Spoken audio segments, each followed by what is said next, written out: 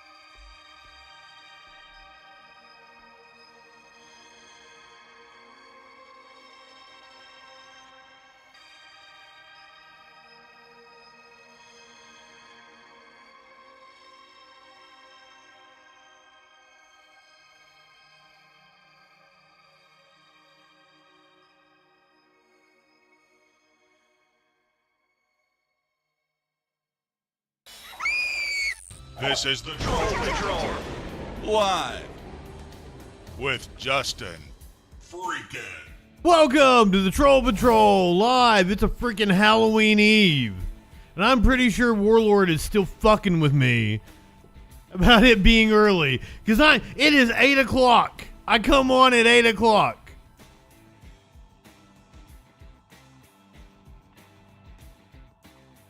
No, we are not starting with a funny salon article. We're starting with It's Just Another Day in Mass Shooting USA. It's one of my usual bits, but it's not the one you were expecting. How about that? Dustin, good evening. I thought about that. Last night, after I came back, last night after being out on Saturday night and being in a crowd of people, I realized my throat was feeling a little scratchy. I was starting to feel a little stuffy.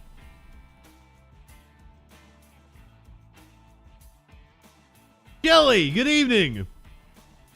And I was like, my God, I went out here. DJ Dub, my friend. I went out here. I haven't gotten the new COVID vaccine. I should have. I've been so careful. I haven't even, that was my first time being able, as I said, I've been to dinner a few times. More than a few, more than 20, 30, 40. Somewhere around there. I don't know. I don't keep track. Last night was, or Saturday night was the first time I'd been out in a crowd of people.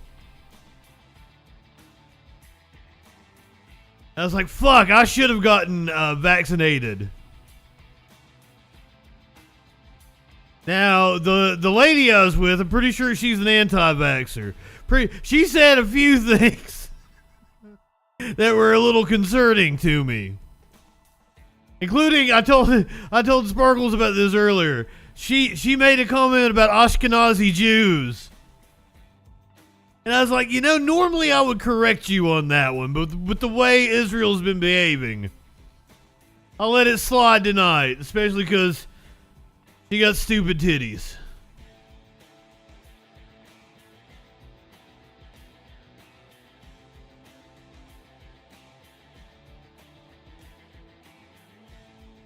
Jesus Christ. Remember, tomorrow night, no hard news, all bullshit. Halloween special, Troll Patrol Live. I promised Snicks we would do just a bullshit episode. Tomorrow night is the bullshit episode. I've already got stories that we're gonna go over. I've been saving back stuff that I would put at the end of the show for the bullshit segment. I've been saving it back for tomorrow night. Even had testimony from a former witch turned Christian was going to tell us about how Halloween is satanic. I had that on the... I don't know why that did that. Had that on the list for tonight. I was like, no, we'll save that back. We'll save that back for Halloween. Here's your meme of the day. Ray, good evening. Tonight, it's not even really a meme. It's just a screenshot from the movie. Tonight is Halloween Eve, and to us, it is special. Don Jr. testifies tomorrow. I knew it was happening this week. I knew the Trump kids would be testifying in the fraud trial where Trump has been hit with another 10 grand. Trump once again gagged. We're going to talk about all that tonight. Trump messed up the name of the city he was in over the weekend. I couldn't find a good clip of it last night, so I didn't put it on the list, but tonight I think we got a good clip of it. January 6th defendant apparently got a little rowdy in court and had to be tackled. Had to be tackled in the courtroom today. A scuffle erupted, they say. Going to have video from inside, I believe it's a Colorado courtroom, where they are suing to keep Trump off the ballot in the state, one of several states that are suing to keep Trump off the ballot. A judge in the Governor Whitmer of Michigan case is asking, why the hell are the kidnappers being held in a federal prison? Speaking of federal prison, the Justice Department has charged a former North Dakota state senator with, I don't see what the crimes are. I didn't write it down, but it was something like a solicitation of a minor or some shit. Seriously, take a wild guess what political party he's from. Speaking of which, I've got separate video where a pedophile got punched in the courtroom. I can't wait to watch that one.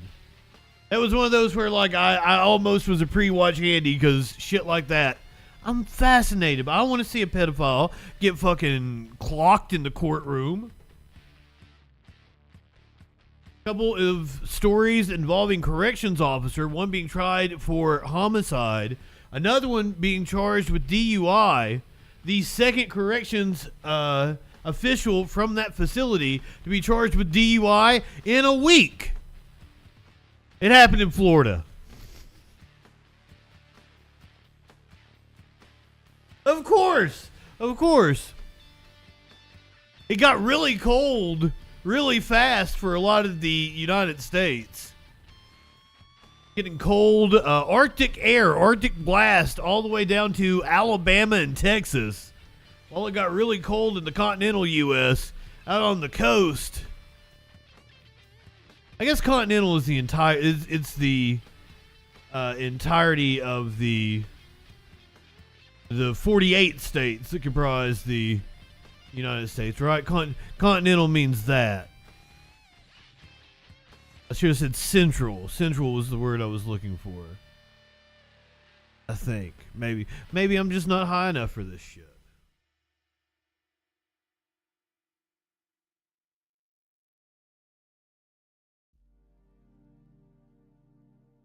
The federal trial of a cop that was involved in the Breonna Taylor shooting began today. Jury selection began.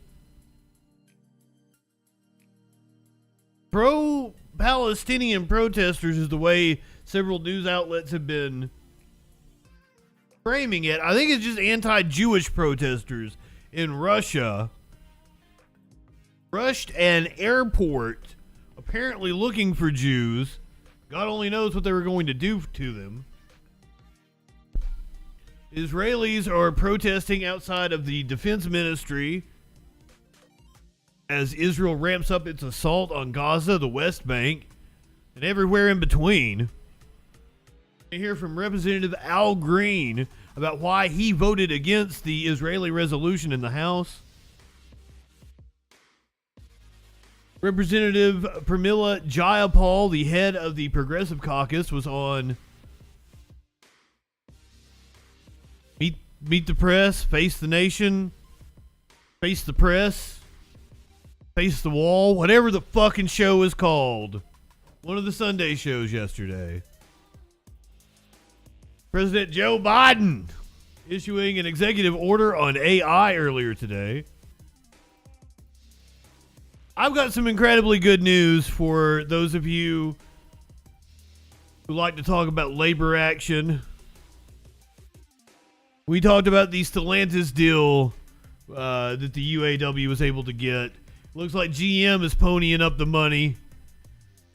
We've reached a tentative agreement with GM.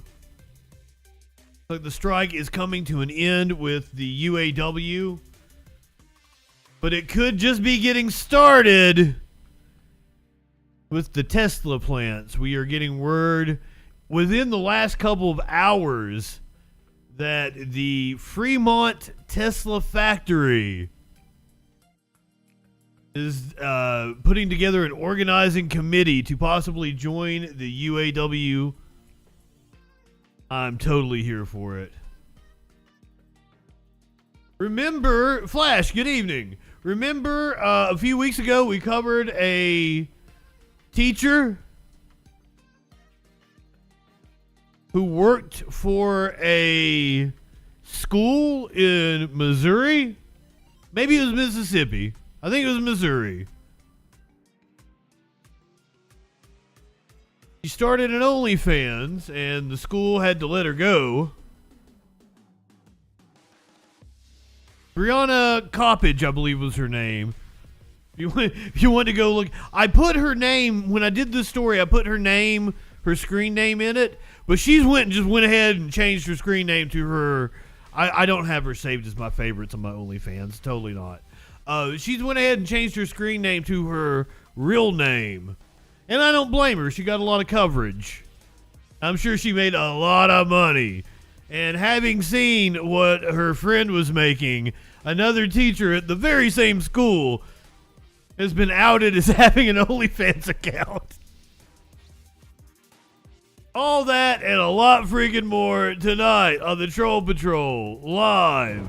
You live in sexual anarchy? If you guys didn't see the Discord, what Warlord was talking about was apparently Salon titled one of their pieces earlier today. It was about the newly elected Speaker of the House, Mike Johnson. They titled it Sexual Anarchy. Warlord thinks I have a case for copyright, but I didn't coin the phrase. I just ran it. I just beat the dead horse into the ground. Charlie Kirk was the horse pussy that coined the phrase. You live in sexual anarchy? Exactly. Why are all our female teachers quitting?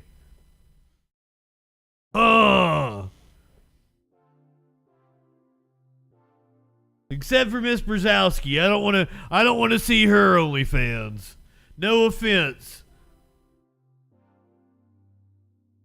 She probably not even still alive. She was ancient when I had her fucking 25 years ago. It was on the top of my head because me and my buddy were talking about it, because I told you guys I had the teacher that died, and I asked him if he had the teacher, because I had the motherfucker every year, right? Because I was one of his speech and drama students. And I asked my friend if he ever had him. He's like, no, I didn't have him. And I'm like, how did you not? Like, I thought he taught one of the, the things that you had to have. But apparently he had Miss Brzezowski instead. And that brought back a flood of memories, Miss Brzezowski.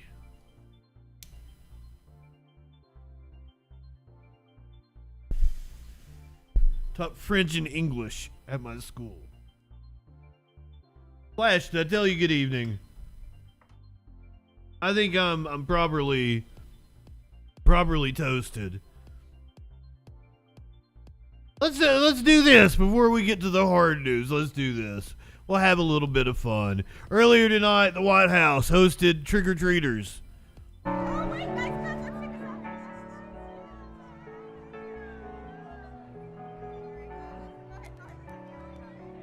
Oh, I grabbed my bowl was still smoking. I grabbed the wrong one.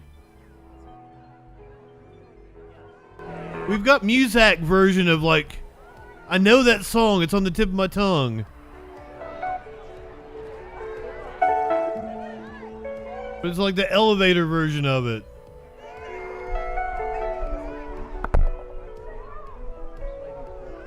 This is President Joe Biden, First Lady Jill Biden, hosting Trick or Treat at the White House.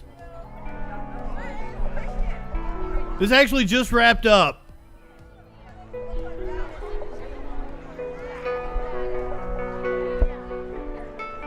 Clinically, good evening.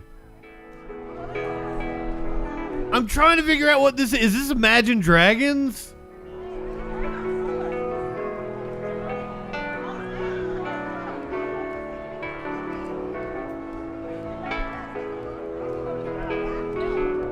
Somebody name this song.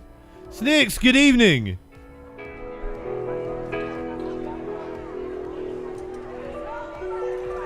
Don't forget, I'm doing it just for you tomorrow night, Snicks. All bullshit. No hard news. I've already got a plethora of stories put back. We're gonna have a lot of fun tomorrow night on the Halloween special, The Troll Patrol Live. Oh shit, am I gonna get trick-or-treaters? I didn't even think about that. I'm in a new place. I might actually get trick-or-treaters here. I don't have any candy. I might have to order some tomorrow. Cancel Justin and D. Do you guys even have trick-or-treat, Warlord? I don't know how you Brits celebrate Halloween. Is it even a thing over there?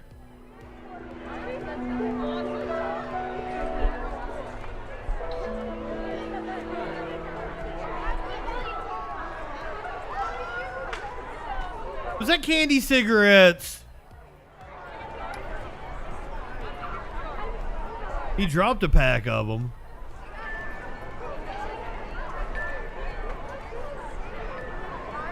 We're going to get to the real news here in a little bit. And as I usually do, Snicks, it's probably about 20, 25 minutes.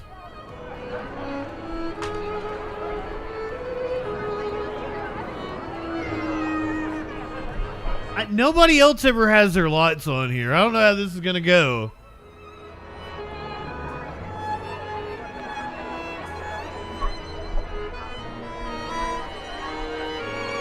So this event just wrapped up earlier. They probably started about 6 o'clock. Went for an hour, hour and a half or something like that. The president and the first lady handing out candy to kids at the White House. That's fucking cool. There's a lot of reasons to get on to Biden. We're gonna be riding his ass this show especially. But handing out candy to the kids is fucking cool. I don't remember Trump ever doing this shit. Come on, man.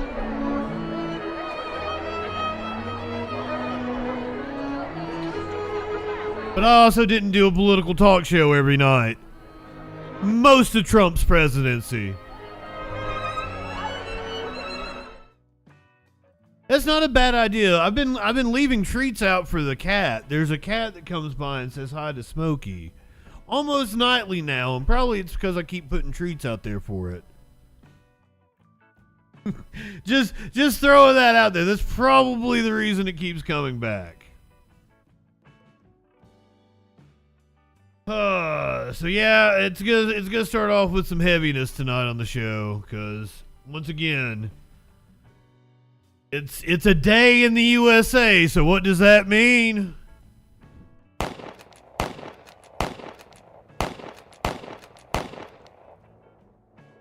And once again, this really hits home for me, because I went out in town, had a blast. Talking with people in their costumes and shit, enjoying the festivities. It was fantastic weather. The weather has changed. I was even saying this is amazing. This is amazing weather for Halloween. I love it. It feels so good out here. It don't feel good out there anymore. It is cold and rainy and dank. It's danker than my fucking pot out there right now. Anyway, we're going to talk about that would be a good segue into the weather story, but that's actually later in the show.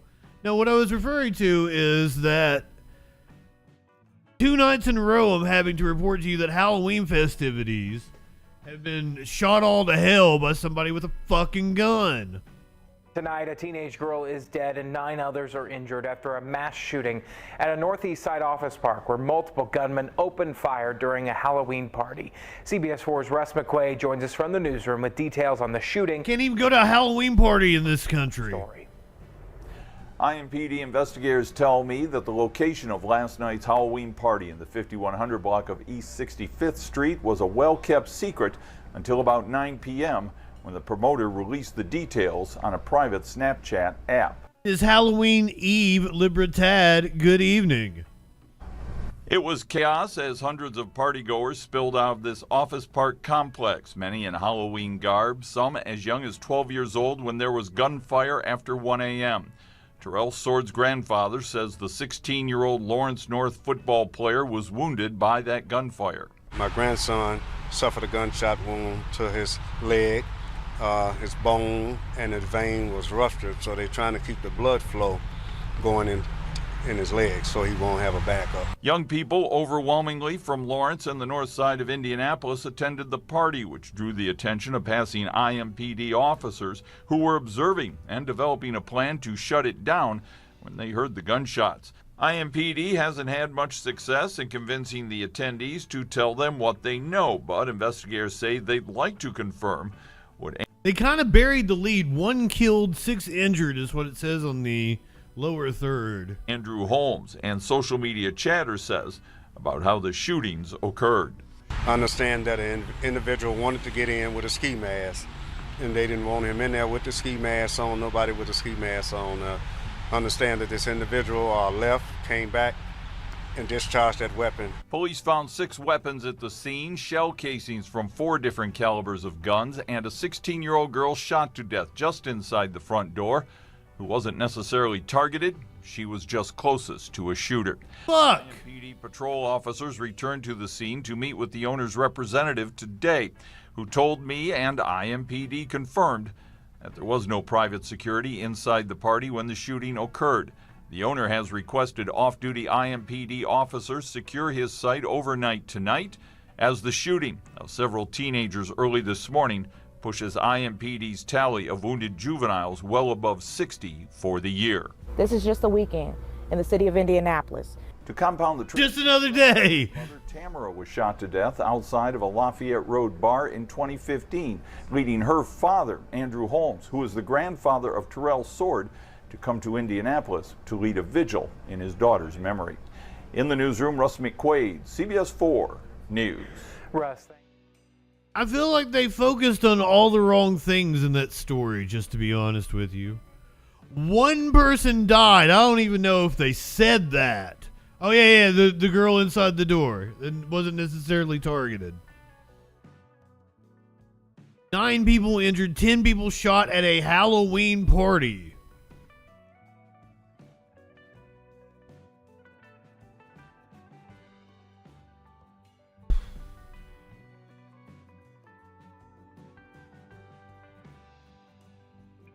Do you remember Breonna Taylor? She still hasn't gotten justice. It has been over 3 years, or it's been 3 years and some change now. And that poor woman has still not gotten justice for the unlawful raid on her apartment. But the federal trial for a former Louisville Metro Police Department officer, I believe being charged in connection with the shooting of Breonna Taylor, began jury selection today. Jennifer, Rick, Brett Hankison is one of 4 former LMPD officers indicted by the U.S. Department of Justice in connection to the 2020 shooting death of Breonna Taylor. Now, the case has been high profile and complex, so it comes to no surprise. So yes, he is being charged for civil rights violations, violating Breonna Taylor's civil rights, which, cool, yeah, but can somebody please be charged for her murder? Her murder. That the process to pick the jurors in this trial is taking time. Now, for background, Hankison is charged with violating Taylor and her neighbor's civil rights. Prosecutors allege he used excessive force when he blindly shot into the apartments during a botched raid on March 13th, 2020. Hankison has pled not guilty. Now, during today's jury selection, 44 potential jurors showed up to court. There was 1 juror dismissed. Now, from the pool, 16 people will be selected to participate in the trial. Now, to achieve this, jurors are being questioned both in person and in written form. Now, the official questionnaire has been sealed by the court, but a proposed 76-question court document shows jurors were asked everything from the basics of their background to more in-depth information like their knowledge of the case, their views on law enforcement, and even their impressions of the different movements like Black Lives Matter and All Lives Matter. Now, the district court judge presiding over the case, Rebecca Grady Jennings, says the goal is a fair and impartial trial. And this is the second trial for Hankison, who last year was found not guilty on state wanton endangerment charges related to the Taylor case. Now, the jury selection is still going on at this hour and will continue tomorrow. And as we wait for this to conclude, we're learning more information about the trial itself that is expected to take 3 weeks. Now, at some point, the jurors will be allowed to go to Taylor's apartment, and that was at the request of Hankison's attorneys, who filed a motion that the judge granted. But the judge has not yet determined if photos of Taylor's body will be allowed to be shown in court. Live from the federal courthouse for you tonight, I'm Alexis Matthews, WLKY News. That seems like relevant evidence. The scene after this motherfucker went in there and shot it up.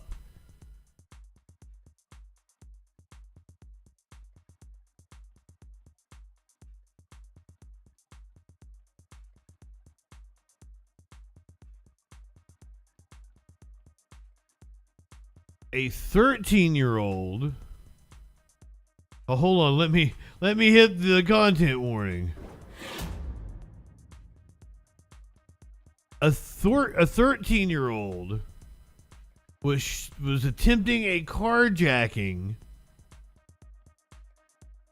in Washington, D.C. Unfortunately for that kid, the person he was carjacking was an off-duty police officer. So, things aren't going to end well. Breaking news as we come on the air this evening. There's been another attempted carjacking in the district, this time with deadly consequences. I'm Mauricio Casillas. Thanks for joining us. Let's get you up to speed. This is video from last night's scene. It was on D Street and Penn Quarter. Since then, we've learned that the victim of the attempted carjacking is a federal security officer, and we also know more about the young teenage carjacking suspect who was shot and killed in this incident. News 4's Derek Ward joins us live now with more details. Hi, Derek.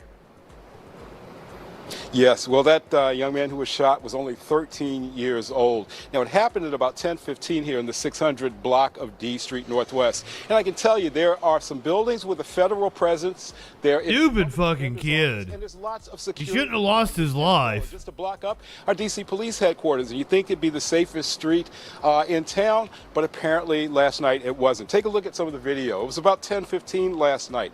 And according to police, an officer, a federal officer, was sitting in his car waiting for his shift to begin when he was approached by two teens, or two juveniles as he describes them. They demanded that he get out of his car, and according to the police account, one of those teens or one of those juveniles was reaching for his pocket, which he says implied that he had a gun. Fuck you. His car, he fired one shot, and we're told that the other juvenile ran away. Now, they haven't identified the officer or the agency that he works for, but the juvenile who was shot is 13-year-old Bernard Tony of Southeast D.C. Now, one of the things that we are waiting to find out, again, is whether that officer was in any sort of uniform or had any markings or identify him as a police officer. But one thing you can say that there are a lot of in the district right now, sadly, carjackings. There are a lot of police agencies and a lot of security cameras. All of those things converged in this block last night, and the 13-year-old is dead. We are live in Penn Quarter. Derek Ward, News 4. Back to you. All right, Derek Ward, live for us in Penn Quarter. Thank you so much. Such a sad situation there. Yeah, the kid should not have lost his life. Notice we didn't get a picture.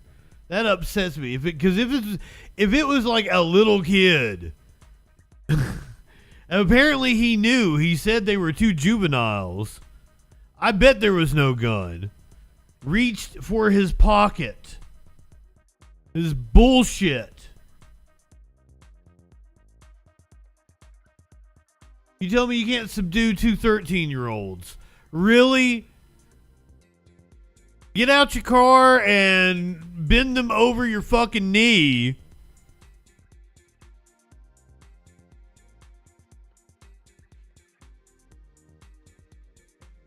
Give them a spanking, teach them a lesson. Don't shoot them. What the fuck is wrong with you?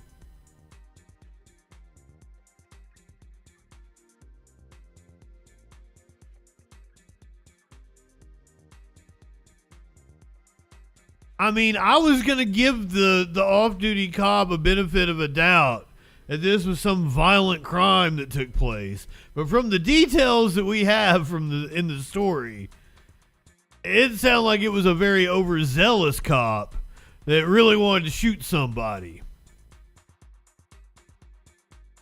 And shot some punk-ass kid that should still be alive today. Who just needed to be taught a lesson, scared straight.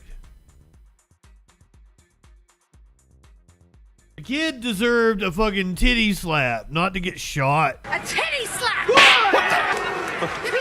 Come on now.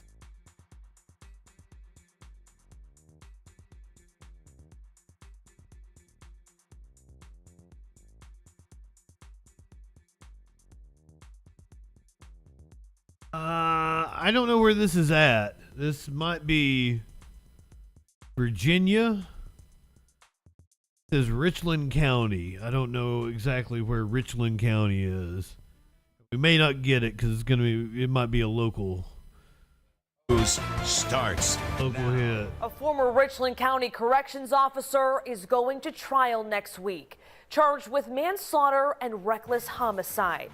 Thanks for joining us. I'm Caitlin McCarthy. The case is surrounding the death of an inmate who was being South Carolina. Officer. Now that victim's family wants the other officers involved to also be held accountable. Investigator Mike Mason brings us new details, but first, we want to warn you, the video you're about to see is very graphic. And It could have just, it could have just been some punk kids trying to make a TikTok or something. They weren't even actually carjacking him. It was like one of the prank channels, because they do the goddamn dumbest shit. It was a stupid kid, and he didn't deserve to die. So, I believe this is Richland County, South Carolina. This is a corrections officer going on trial for reckless homicide. Officers involved to also be held accountable. Investigator Mike Mason brings us new details, but first, we want to warn you, the video you're about to see is very graphic and may be disturbing to some viewers. For years, Don Mold has been seeking justice in the death of his 28-year-old son, Alex Rios. And I never referred to him as my stepson, okay? He was my son. The family admits Rios had run-ins with the law and a history of drug problems. But he had come home, he was trying to get cleaned up, and he was working every day. But that all changed on September 19th, 2019, when Rios was arrested for an outstanding warrant involving a misdemeanor domestic dispute. He was then transported to the Richland County Jail, and after several hours, video obtained from the sheriff's office shows Rios began shouting in his cell. That's when corrections officers tried to place him in a restraint chair. But when officers opened his cell door, Rios bolted. The video shows at least 5 officers soon catch up with him, and what happens over the next 4 minutes is hard to watch. And we warn you, the video is graphic. Fuck!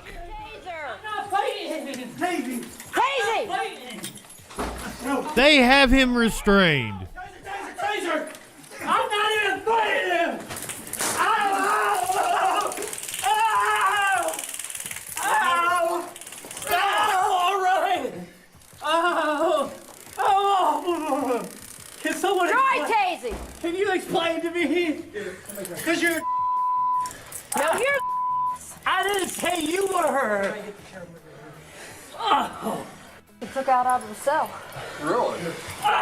Yeah, he's looking. Oh! 20 seconds later, Fuck. moves his foot down behind Rios' neck. Yeah, he thinks he's Soon, supposed to be Cooper out of pushes there his and- full weight on Rios, standing on the back of his neck, remaining there for 7 long seconds. You can even see his left foot dangling in the air. Back the video up. Wow! Both his feet on top of Rios. Yeah, Take me! Turn it off, turn it off! Turn it off! Get beside me. Me and get up. All right. grab some. Oh, he's got them. Cooper, you ready? We got shackles. Ready? All right. Yeah. Shackles. Give me the other hand. Bring it towards me, guys. You got it. After Fuck! standing and kneeling on Rios, Cooper finally backs off. He's turning. Straight up. By that time, Rios' family says it was too late. He's turning blue. Get up. Fucking fuck! He's on a ventilator. What in heaven's name could have happened? 7 days later, Rios was pronounced dead. And while family members waited for answers, the autopsy report raised more questions. The Richland County coroner determined Rios' death was accidental, and the primary cause was due to excited delirium. What? According to numerous medical journals, excited delirium is characterized by severe agitation, combined with aggressive behavior. That was that shit that they accused Elijah McClain of. That trial going on right now in Colorado. They said he had excited delirium. That's why they had to shoot him up with ketamine. That's cop speak for like, oh, we had to use excessive force on him. Fuck off. Tolerance to pain and extreme physical strength. But the condition remains controversial because many say it cannot be clearly diagnosed. What do you think about the ME's diagnosis, though? Okay, it's terrible. It's nonsense. It's shameful. Excited delirium's been used historically for, well, since the 80s to cover up misbehavior. Mold had questions, so he was referred to retired forensic pathologist Paul Mattis. Mattis has conducted hundreds of autopsies during his 47-year practice. He also served as president of the Ohio State Coroners Association. Mattis points out that the term excited delirium is not recognized by the American Medical Association, National Association of Medical Examiners, or the World Health Organization. Is it in the DSM? He didn't conduct the autopsy. He reviewed the video and feels Rios died from asphyxiation caused by the corrections officer. And he was taking terminal expiratory gasps and expirations where they were pushing the air out of him, and he couldn't breathe. In 2020, after he'd just been tased all the shit too, an investigation into the case and referred it to a special prosecutor in Medina County. Last December, Cooper was charged with recklessly causing the death of Rios. We caught up with Cooper at his home in Shiloh. We want to talk about the Alex Rios case. All right, I can't talk to you. You have to talk to my attorney. Okay. Can we ask you a question? Not right now, I'm sorry. Okay.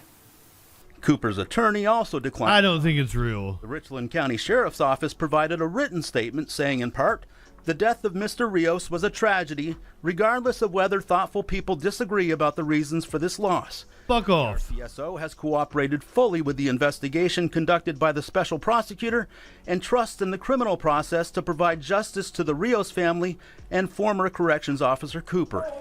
Mold feels criminal charges should also be considered against the other officers who were involved. Everybody in that room had a choice to make, and they choose what they choose. And it takes us 4 years to get an indictment on one person. What about the rest of the people that are in that room? You just want justice. And at the end of the day, Mike, I like this dude. It needs to have some closure, and we don't have that. He deserves justice. Behind 3 sons. One was only 2 days old at the time. Mark Cooper resigned from the sheriff's office in December of 2021. We spoke with the special prosecutor in the case to find out if he's investigating the other officers, but he won't comment on that or the pending trial. In part 2 of our investigation, experts explain why the cause of death in this report has been called into question in other cases and what the Rios family is now doing about it. In the newsroom, Mike Mason, 19 News. Well, I was able to just pull another national story just right off the top of my head. Granted, I do this every night. But knew about it where the cops had claimed it to cover up the death of a young individual.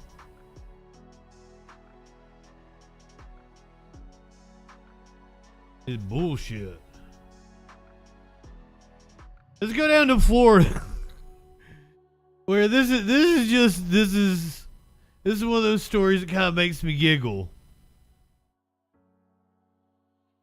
A corrections officer in Jacksonville, Florida has been arrested for DUI, and he is the second employee of that jail in a week to be arrested for DUI. They partying it up for Halloween. A second Jacksonville sheriff's officer in a week arrested for driving under the influence. Sergeant William Irving III was arrested early this morning by Florida Highway Patrol. Our Zach Wilcox is joining us live from the sheriff's office tonight. And Zach, the sergeant had been with the department for a long time.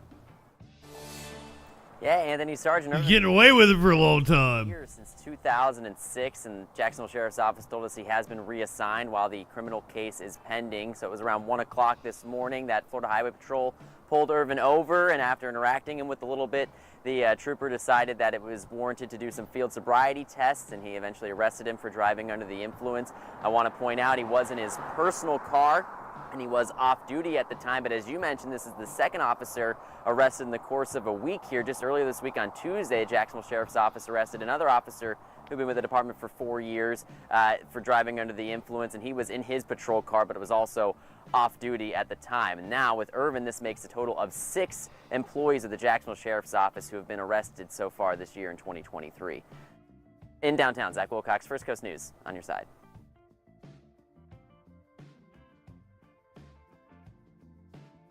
I shouldn't laugh. DUI is no laughing matter. Nobody should do it. It is insanely irresponsible. And when cops do it, that's even fucking worse. Once again, I propose the Higher Standard Act, that anyone that's serving in office, works for a police department, works in the justice system, should be held to a higher standard. They should get double whatever a civilian would be charged with. And I stand by that. That, my friends, would be kicking authority in the balls. He's kicking authority in the balls. They get away with too much. We should be far, far. Laugh at the police hiring process that greenlit the idiots. Exactly.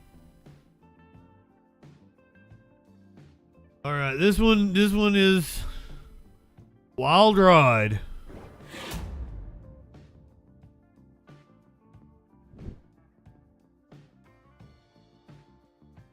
"80-year-old pedophile was punched in the courtroom by a victim who was molested from the age of 8 after the judge handed down a suspended sentence for the pervert," is what Daily Mail says. Richard Gross, 80, was accused by Tyler Fu, 29, of sexually abusing him between the age of 8 and 15 while he was babysitting. Fu filed a lawsuit against Gross and his wife in Clark County District Court in 2021 and testified against Gross. On October 2nd, a judge handed down a suspended sentence. Fu, furious, was punched Gross in the face and sent him to the hospital. This is a picture of Gross. I believe we have video of this happening. So from our 8 News Now investigators, he punched out the man who he says sexually abused him as a child. The 8 News Now investigators first brought you this story about that now.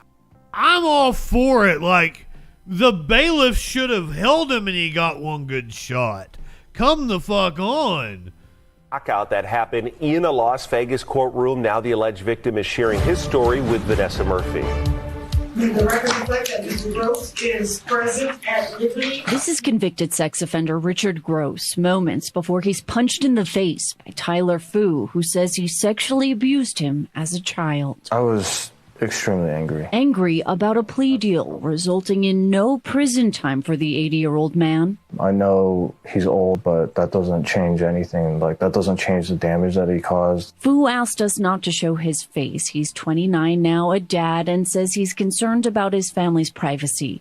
He says Gross, a family friend who babysat him as a child, sexually abused him from the ages of 8 to 15 years old. I really tried to put it away and move on and be strong, but as you get older, you start to realize what went wrong more, and I saw exactly where my problems were coming from. He says in 2019, his wife showed him a news article about sexual abuse, and he decided it was time to contact police. That led to a grand jury indicting Gross on 26 charges after Fu testified.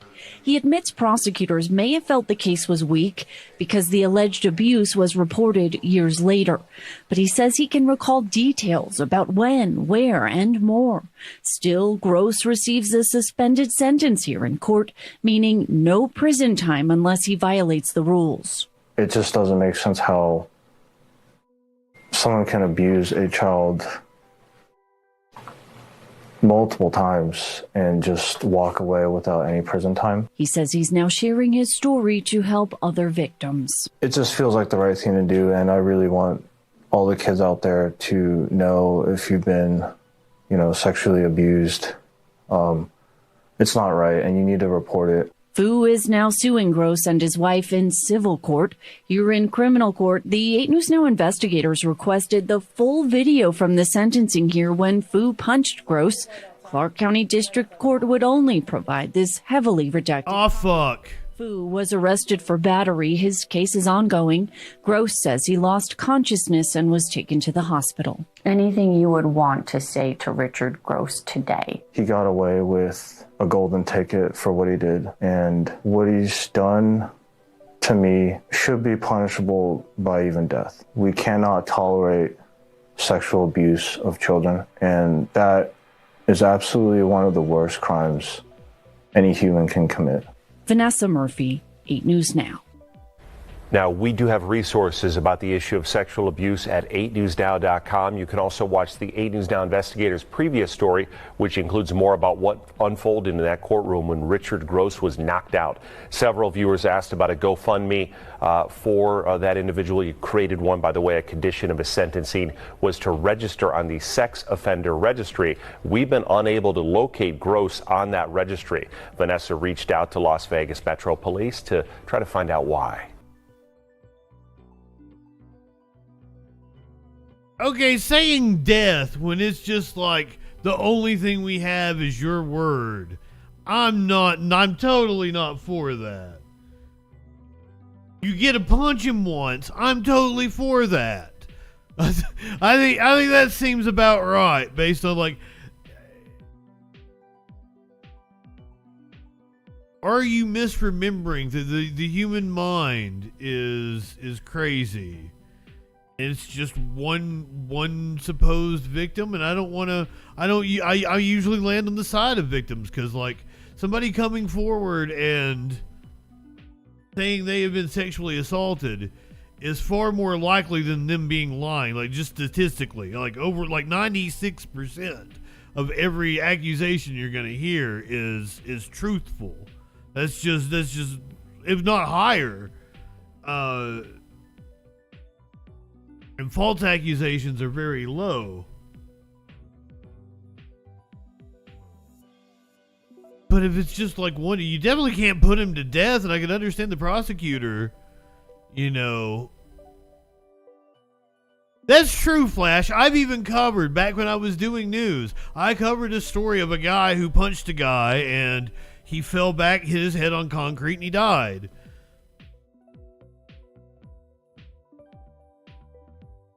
I don't know. This is the trolley problem kind of deal.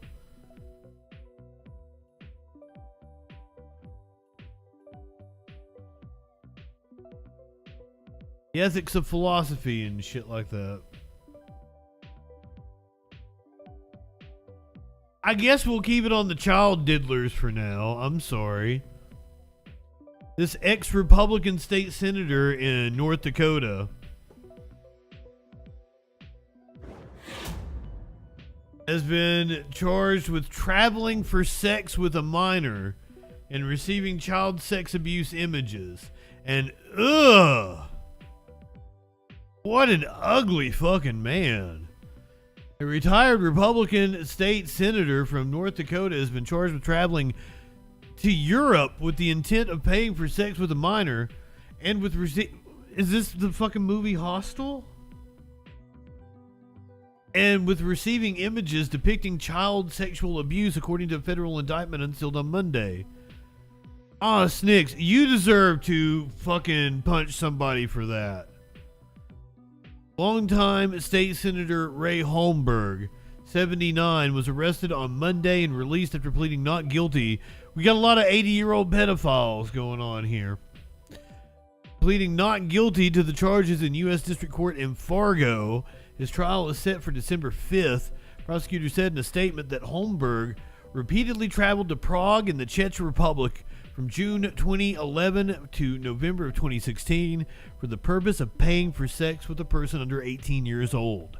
The indictment, which also suggests Holmberg used aliases, says he received and attempted to receive images that depict child sexual abuse from November 2012 to March of 2013.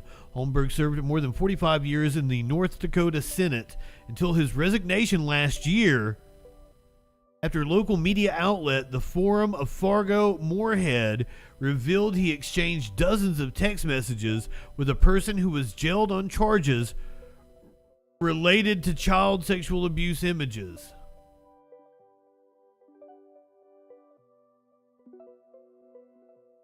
He gave you a titty slap, eh? A titty slap! Give me those titties, Come on now. See, that was horrible of me. I should not have turned that into a joke. No, look, grabbing a boob is sexual assault. It can be a lot worse. But grabbing a boob is sexual assault. One should be punished accordingly. I hope that dude got a good shot on that guy, the 80-year-old in the courtroom. I wish we could have seen it. Holmberg was released with conditions and the judge did not require posting of any bond. Fuck this guy. The text message sent to Holmberg after his release on Monday was not immediately returned, and his phone did not have voicemail, so a message could not be left. Holmberg chaired the powerful Senate Appropriations Committee, which writes budgets. He announced in March of 2022 that he would not seek re-election. He cited stress and a weakened ability to concentrate. I bet you were thinking about child born. And a weakened ability to concentrate on the matters at hand and effectively recall events before ultimately resigning. Former North Dakota Senate Majority Leader Rich Wardner told the Associated Press that he was saddened and disappointed by the indictment. In a situation where a man was a public servant and did a lot of positive things for the state. And now I don't know what's going to come of this thing, but this really neutralizes all the good, said Wardner. Wow, think about all the good the pedophile did.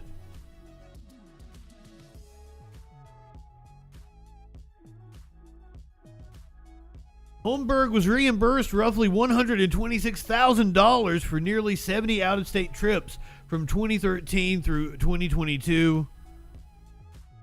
And to places that included 4 dozen U.S. cities, as well as Canada, Puerto Rico, and several European countries. So taxpayers might have paid for him to go diddle kids. Law enforcement searched his Grand Forks home in November of 2021, seizing video discs and additional items. The indictment comes after Nicholas James Morgan DeRosier pleaded guilty last month in federal court to 6 counts of possessing images depicting child sexual abuse and 1 count of receiving and distributing such images. Morgan DeRosier is scheduled to be sentenced in January. Spokesperson for the 2 federal public defenders who represented Morgan DeRosier did not immediately respond to a phone message regarding the case.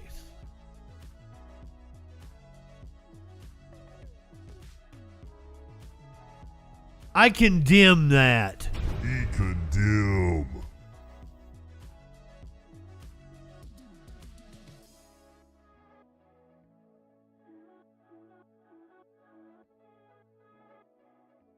All right, we're going to politics now, but it's like a slow transition through criminal cases involving politicians. So we're still in the law and crime section of the show, but it's a slow transition into politics. You'll see what I mean. The judge wants to know why men who are tied to the Governor Whitmer kidnapping plot were moved to federal prisons. The judge wants to know why 2 men convicted of secondary roles in a plot to kidnap Michigan Governor Gretchen Whitmer have been transferred to federal prisons out of the state. Paul Ballar and Joe Morrison are entitled to appeal their convictions following a trial on state charges in Jackson County in 2022. Their lawyer said it's extremely hard to work with them hundreds of miles away. They said the distance interferes with the right to have access to Michigan courts. The transfer is mind-boggling and appalling, says Michael Ferreon, who represents Morrison. Whatever we may say about this case, however we may feel about it, I think we can agree we're not dealing with Al-Qaeda. Ferreon told a judge on Friday, referring to the Middle Eastern terrorist group. Ballar and Morrison and Pete Musico were found guilty of providing material support for a terrorist act and other charges. They had no direct role in the kidnapping conspiracy, but had held gun training with leader Adam Fox and shared his disgust for Whitmer, police, and public officials, especially after the COVID-19 restrictions were imposed. Musico was sentenced to at least 12 years in prison. Morrison got 10 years and Ballar received 7. Morrison was shipped to a federal prison in Illinois, and Ballar is in Pennsylvania. Musico is in West Virginia, though he hasn't formally challenged that placement like the other 2 men. Under what legal authority did the MDOC send him there? Ferreron said, referring to Morrison and the State Corrections Department. I haven't seen an answer to that. Are they getting ready to face trial? Or are the feds going to charge them? Or have they become a state's witness for some reason? But if that was something that was going on, any of those things, you would think that their lawyers would know that. Appellate lawyer Ron Ambrose said trial transcripts sent to Ballar through the mail have been returned. Trying to communicate with Mr. Ballar is almost non-existent, Ambrose said, according to courtroom video posted online. Assistant Attorney General John Paulus said he didn't know specifically why the three men were transferred out of Michigan other than general safety concerns. Without that information, it feels like we're flying blind, Judge Thomas Wilson said. The state typically pays around $100 a day to the federal government to house a prisoner. Corrections Department spokesman Kyle Kaminsky told the Associated Press that would add up to roughly $110,000 a year for the three men. Kaminsky, citing the litigation, declined to address why the state shipped Morrison, Ballar, and Musico out of state. There's a federal prison in Milan, Michigan. In court, Palas pledged to help the lawyers improve their ability to talk to the men. The judge, however, set a hearing for December 1st to get answers and an update.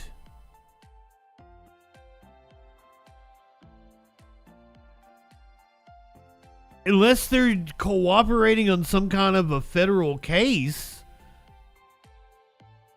Why? But once again, their lawyers should totally be in on that conversation. It doesn't make sense that they would be transferred out of state. And what exactly is going on?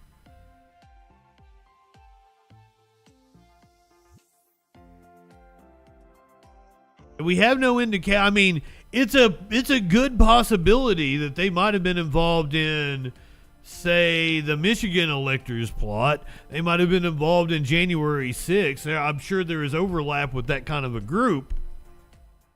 We have no indication that they were.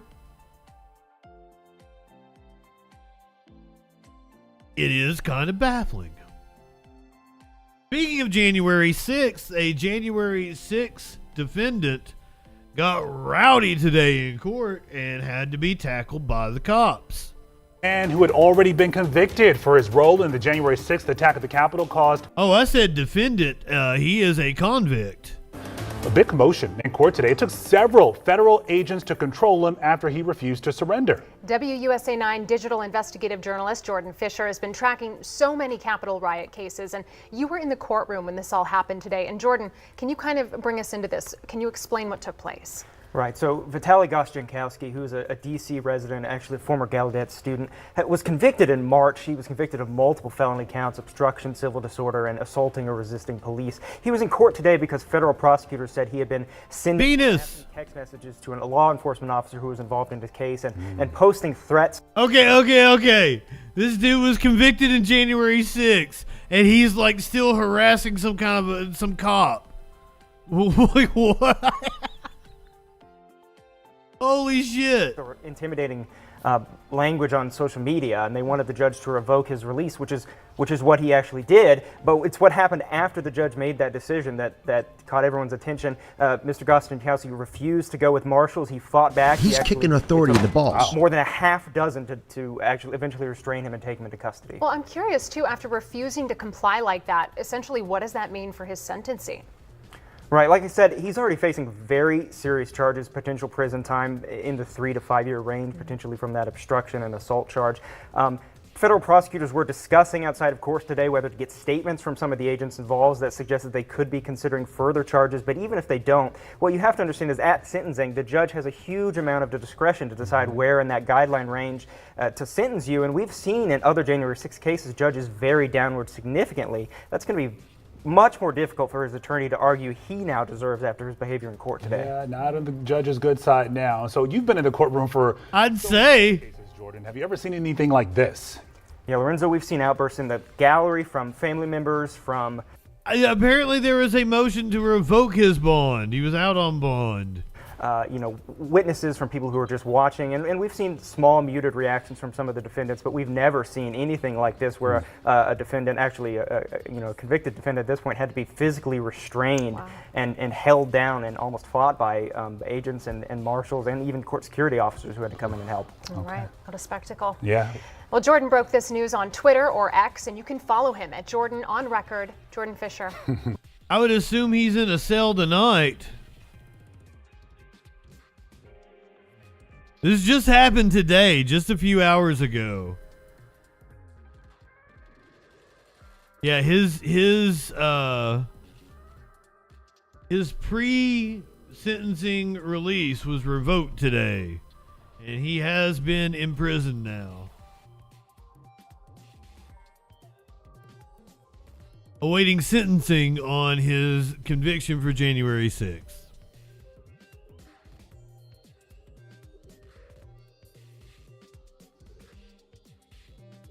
Trump got gagged again. They had lifted the gag order in order to let Trump have a chance to appeal it, apparently.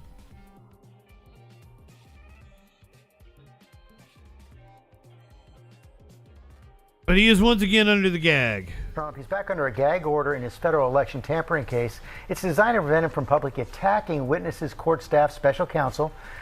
Aaron Katursky has the latest on all that. Good morning, Aaron. George, good morning to you. After a brief reprieve, the limited gag order is back in effect after a federal judge in Washington said Trump attacked a witness in the election tampering case.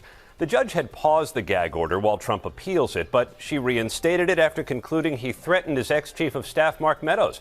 Trump suggesting on social media Meadows was a weakling and a coward after ABC News reported Meadows testified before the grand jury in exchange for a form of immunity.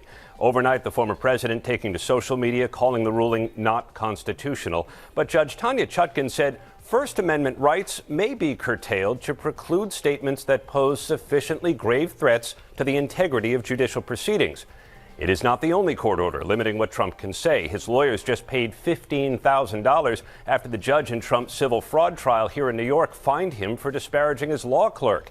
Later this week, Trump's 3 eldest children are going to be called to testify in that civil case. Ivanka Trump tried to get out of it, but Robin, the judge, ended up insisting she come to testify in person. Robin. We did see that, Aaron. Thank you so much for your reporting. What's up, George?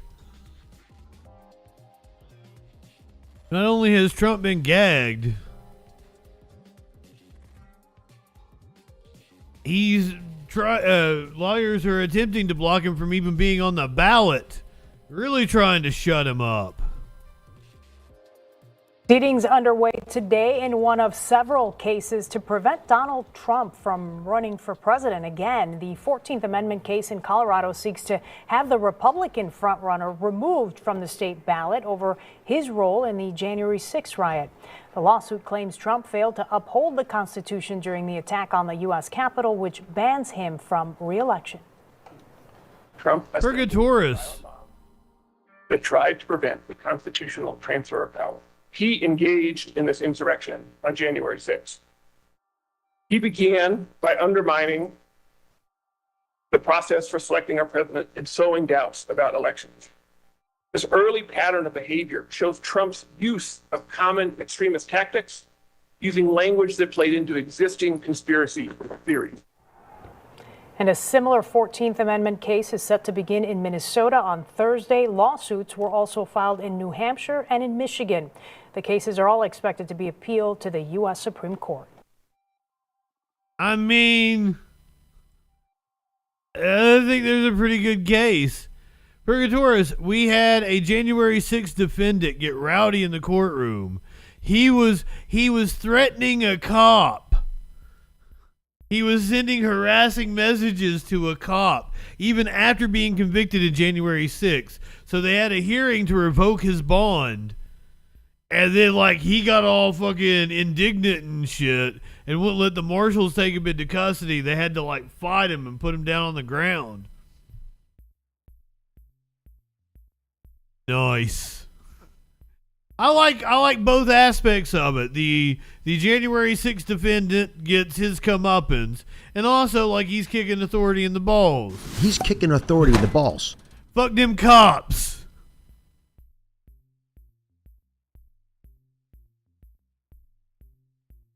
Trump was in Iowa and apparently confused the name of the town that he was in, or the state, one of those. And we will prevent it. I know all the players. I know the players. I know the good ones, the bad ones, the weak ones. You know, there's a very powerful player, Viktor Orban. Did anybody ever hear of Viktor Orban? He's the head of Hungary. It's Hungary, yes, we know. Fronts on both Ukraine and Russia. Oh my God. Yeah, but the conversation about Viktor Orban, what worries me, besides that he gets the things wrong, that is his model for American illiberal democracy. Oh my God, I'm sorry, I didn't realize it. It's Morning Joe, isn't it? After, and that ought to give people pause. And a lot of people in the audience, no pause. It is Morning Joe. I'm so sorry. Problems with U.S. geography as well. During that same speech, he appeared to forget which state he was in, saying he was in Sioux Falls, which is located in South Dakota, while he was actually speaking from Sioux City, Iowa. Well, thank you very much, and a very big hello to a place where we've done very well, Sioux Falls. Thank you very much, Sioux Falls.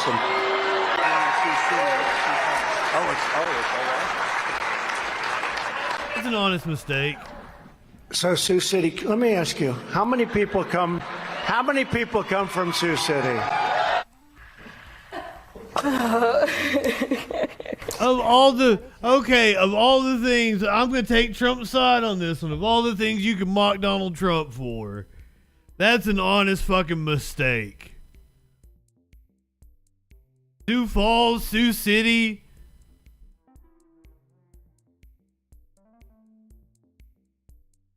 Sue ya. I give you a titty slap for bringing up Phil Collins. Come on now. Why is she got like a coat on? Is it cold in the studio? We've come to accept this from Donald Trump. He has a sort of a really, really flip relationship with the truth and facts. And I'm just speaking a fact. I'm not trying to be, I'll be accused of being. That was an honest mistake. If this was Joe Biden, what networks would be on a loop right now? Playing it and then talking about perhaps having an adult. That's true. About his mental acuity. There is such a disconnect in reality here in terms of the two front runners for president. Look, so we have two candidates running for president who are likely to be the nominees of both the parties, who are older than most Americans are comfortable with.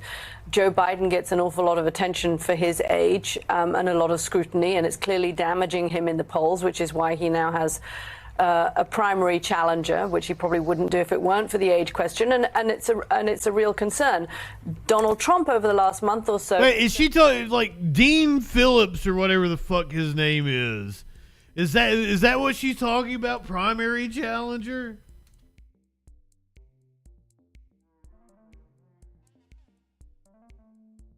Yes. He announced his candidacy on Friday. Because fuck Morning Joe. The danger for President Joe Biden isn't that Rep. Dean Phillips is a threat in the primary. Dean Phillips poses a real danger to President Joe Biden's re-election next year, even though he doesn't stand much of a chance of winning the Democratic nomination.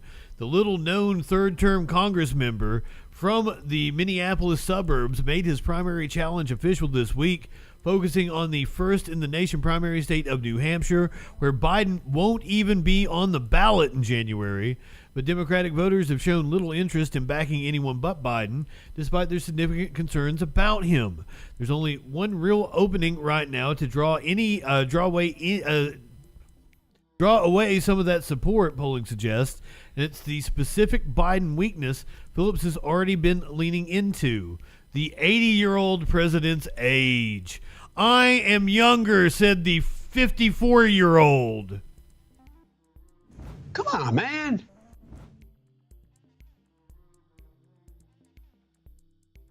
The argument could very well pull some Democratic primary voters towards Phillips. Even most Democrats who say they will vote for Biden again in the primary are worried he's too old, but it's unlikely to convert enough of them to legitimately threaten Biden's hold on the nomination. Phillips hasn't yet been tested as a candidate in major polling, so it's certainly possible he could gain some traction. He'd face a significant challenge siphoning support from Biden, though. Not only have primary voters continued to fall in line behind the president, the Democratic National Committee's election calendar will make it hard for Phillips to gain momentum. The danger for Biden, then, isn't that Phillips is a threat in the primary. It's that Phillips' candidacy could further expose a major Biden vulnerability at a time when the president is desperate to shore up his poll numbers in battleground states ahead of a likely general election rematch with the former president, Donald Trump. That, Richard, you bring up the thing that will hurt Biden the most. His stance on Israel is driving away people to the left flank. And the problem is not with them actually voting for Trump, who would have a far worse policy, but it's that they would sit out and not vote for Biden and not vote for candidates down the ticket.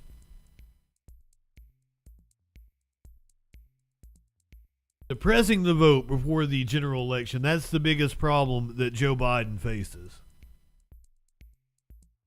Come on, man.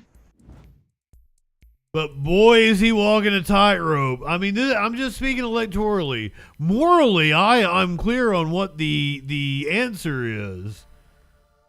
The United States should cut off all funding to Israel. I've been saying that long before their current bombardment of the Gaza Strip.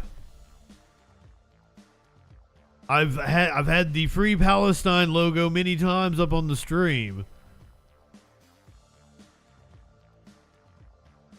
But if taking that position is also political kryptonite, having AIPAC come after you is not where a politician wants to find himself.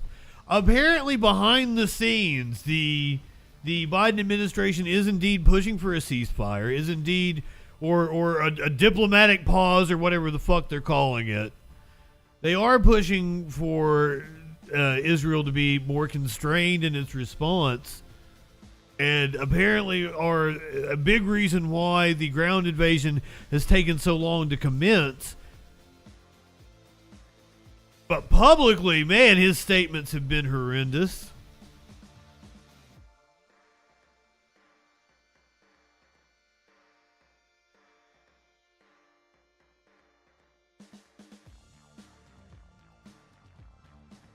So I don't know. I don't know. It's going to be a very wild election year. Let's go to, and we're just about a year away now. A year and some change from election 2024.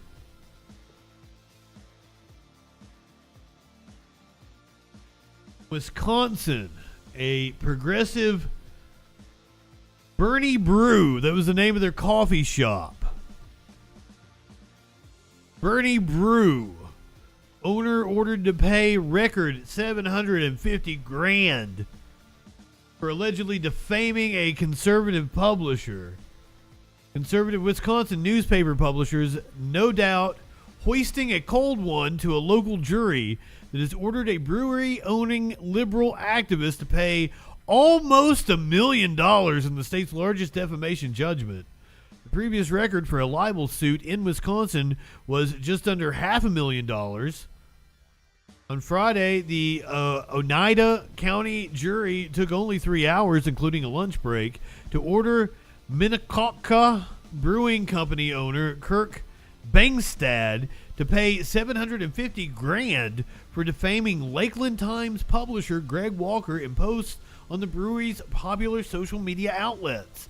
Among other things, the 13-member jury found Bangstad had smeared Walker by calling him a crook and a misogynist.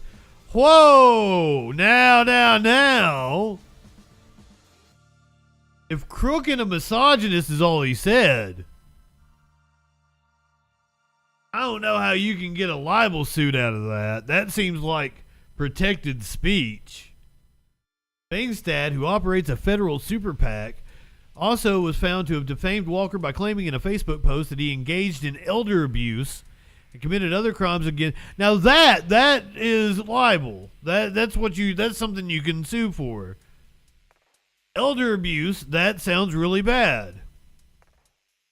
And he committed other crimes against family members so that he could inherit the newspaper business.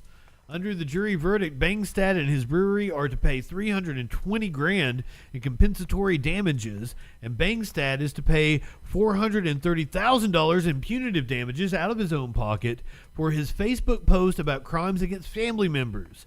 The jury concluded Bangstad acted with malice in that August 22nd, 2022 post. Bangstad, who ran unsuccessfully as a Democrat for the Wisconsin Assembly in 2020, declined to discuss the case. I would appeal that one, dude. I'll talk to the Journal-Sentinel, but I would prefer not to talk to you. Oh, he petty. Bangstad told columnist Daniel Bice of the Milwaukee Journal-Sentinel, part of the USA Today network. Bangstad's super PAC recently asked state Supreme Court's new liberal majority to eliminate funding for the state's 4 taxpayer-funded school voucher programs and independent charter school. That's a position I agree with. Appeal that, because calling him a crook and a misogynist, that seems like protected free speech to me.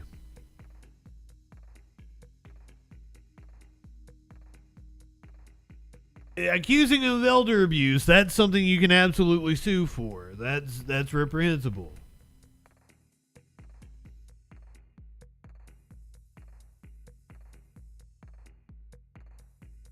Who all had to break out a jacket today?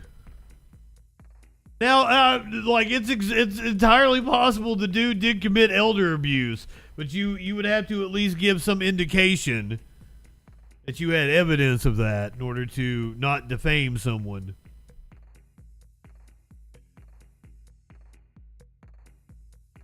Everybody breaking out the jacket today because it got really fucking cold for a lot of the fucking country. Hi everyone, I'm Fox 35 Storm Team Meteorologist Ian Cassette in Orlando, Florida, where things are still warm. It definitely still feels Why don't you brag about it? Many in the southeast, but that's not the case across the rest of the country, especially the center of the country where temperatures have plummeted, snow has already fallen, and we are absolutely working our way into the deeper parts of fall. Here's a view from Golden, Colorado, where they picked up some decent snow here this past weekend. Got about a foot of snow. You see it still sitting on the ground there. It is blanketing the mountains and also on top of the yard and the top of the building here, where we do have some decent snow. But interestingly enough, a lot of the snow actually has melted down some, and this is because these early season, even late season snows, that sun's angle has a big influence on how long that snow does stay on the ground.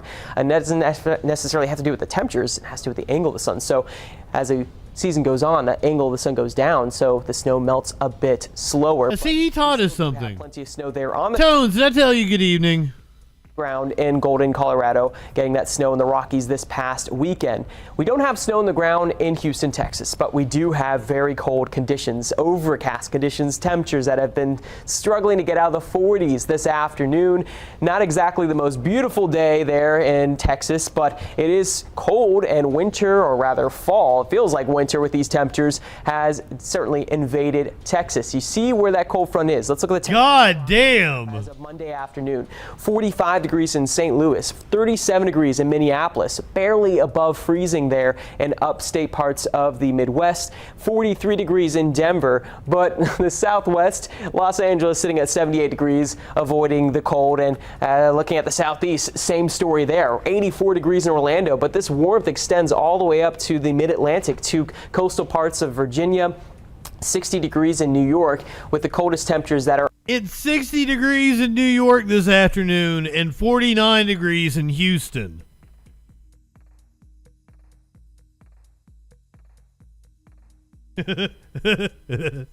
Off to the west. So we definitely have seen these cold temperatures invading from the north, from Canada, and making their way down to the south. How much longer will this warmth last in the southeast? I'll have a little bit more on that coming up, along with how cool our temperatures are expected to get this week. So looking at the temperature changes over the past 24 hours, this tells a story.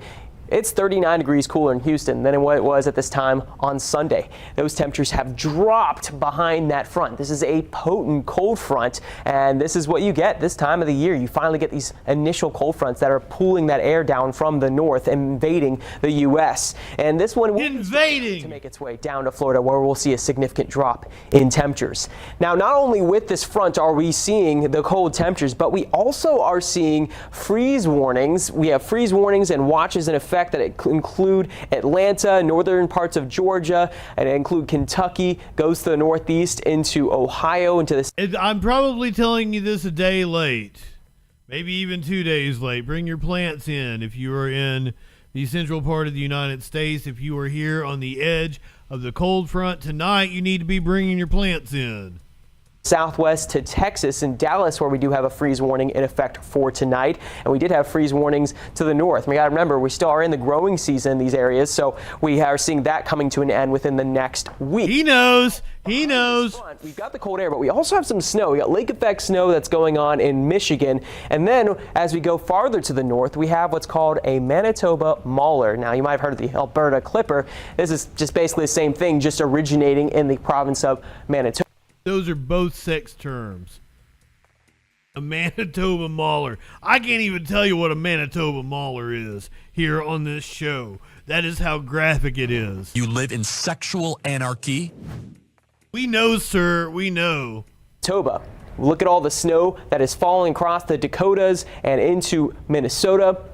We have squall warnings in effect there in North Dakota as well. We have winter weather advisories there in Wisconsin, with snow expected to pile up here over tonight and into tomorrow as this low pressure system does swing south. So this will kind of be that reinforcing shot of some colder air, along with providing a chance of some snow. And our Fox weather alert system here, this is just something of note. Interesting. You know, it is late October when you have something like this. You have a snow squall warning, that is that flashing color there for North Dakota, but then thunder snow. Tropical storm Pilar, that's in the eastern Pacific. So it is just an interesting mix of summer and fall, winter in one warning map there. So we do have. Yeah, let's talk about some extreme weather we got going on. Got cold for most of the United States, but things are heating up in California, where wildfires are still raging. I don't know. Can you call it a wildfire if it's in L.A.? What is wild when it's in L.A.? Kai, that's exactly right. And these high winds are drying out the brush and the vegetation around here. And you mentioned it, the single-digit humidity. And this is all improving our chances for fire. We've already heard several reports of brush fires breaking out. It's happening along the freeway and in some residential areas, too. High winds across LA and Ventura counties creating ripe conditions for fire danger. Here are a couple of examples. Approximately a quarter acre of brush is burning near the 170 freeway at Victory Boulevard in North Hollywood, with at least 15-mile-per-hour winds blowing out of the northeast. And here in the West Hills Chatsworth area, 5 acres of grass is burning with 20-plus mile-per-hour winds. Thankfully, no structures are threatened. Helicopters are dropping water from the air, and crews are battling it from the ground. LA and Ventura counties are under a red flag warning through Monday night. That's because winds are high, anywhere from 40 to 60 miles per hour. In Woodland Hills, the impact knocked down trees, power lines, and damaged a parked car. A viewer of ours took this video of a dust devil at a pumpkin patch at Cal Poly Pomona. And in Fontana, a dramatic video shows an overturned semi-truck along the I-210 westbound just before the I-15 interchange. Apparently, the driver wasn't injured, but winds in the Inland Empire are going to stick around all day today and into the early morning hours. Meanwhile, take a look at conditions. We're not braggers. LA City Fire is ramping up its operations in case it needs to spring into action. We have 2 engine strike teams that are pre-deployed. That was predetermined based on the weather conditions that were predicted. So yes, in addition to the wildland firefighter safety, we also have resources that are there for structure protection. So we have our helicopters that we're going to be utilizing, and we have augmented staffing for this. And these high Santa Ana winds are also creating poor air quality throughout the Inland Empire, Orange County, and the Coachella Valley. The South Coast AQMD issued a dust advisory warning people that the air quality could be very unhealthy or even worse. That's the very latest from Santa Clarita. I'm Rachel Menitoff, KTLA 5. She looks like she's gonna come charging at my car in the middle of the night, right towards the headlights. Horrible me. Why am I making like she was a perfectly lovely lady? Why am I saying she, I mean, be a pretty deer, I guess, but she looks kind of like a deer. Feel like I should put Salt Lick out for her.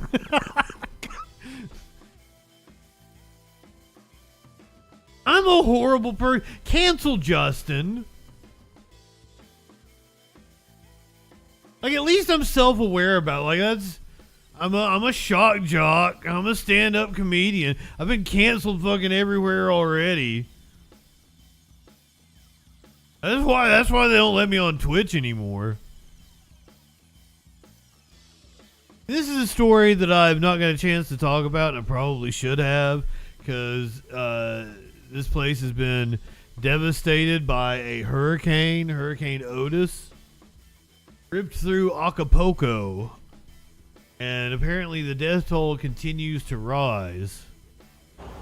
Long lines were seen snaking across Acapulco on Sunday as residents there queued for hours for the most basic of necessities after Hurricane Otis ravaged the Mexican beach town 4 days ago. It's one queue for food, another for water. Many are angry with a lack of help from the government. We need food and water. They brought water, but look how many of us there are. There are so many of us. It's not enough water. Where is the government support? Look at the queue. They tell us that the water will be delivered at 8 a.m. We have been here since early morning, since 5 a.m., risking being mugged, because now there is mugging going on in the streets. Stores have also been looted as the situation grows increasingly desperate.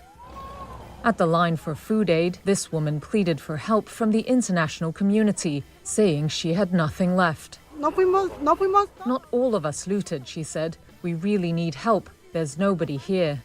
Hurricane Otis ripped through the region as a Category 5 storm on Wednesday, wrecking much of Acapulco, as well as cutting communications and power. The government said on Sunday the death toll soared past 4 dozen, with several people still missing. It also said more than 270,000 homes were knocked down in the state of Guerrero, one of the poorest in Mexico. Though the government has sent troops to begin... Look how gorgeous that place is! It will take a long time. In a video message, President Andrés Manuel López Obrador promised people electricity would be restored on Monday night, at latest by Tuesday. This will allow gas stations to start distributing fuel, he said. That would be most welcomed by this funeral homeowner, who said the lack of electricity meant they couldn't preserve the bodies of the victims. Analysts have estimated the cost of damage could climb as high as $15 billion. Officials said apart from homes, Otis also destroyed some 600 hotels and condominiums in the tourism-dependent city. Lopez Obrador said the ministers of finance and the economy, along with most of his cabinet team, would be in Acapulco by Monday. But as pieces of broken boats and smashed yachts along the bay showed, the task of rebuilding the city and its economy is set to be a major challenge. Yikes. Did they even give us a death toll?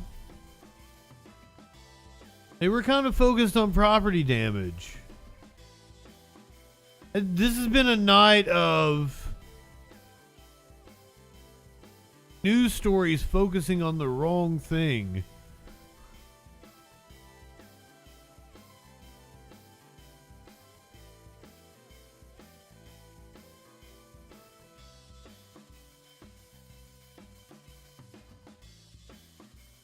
We're at least 39.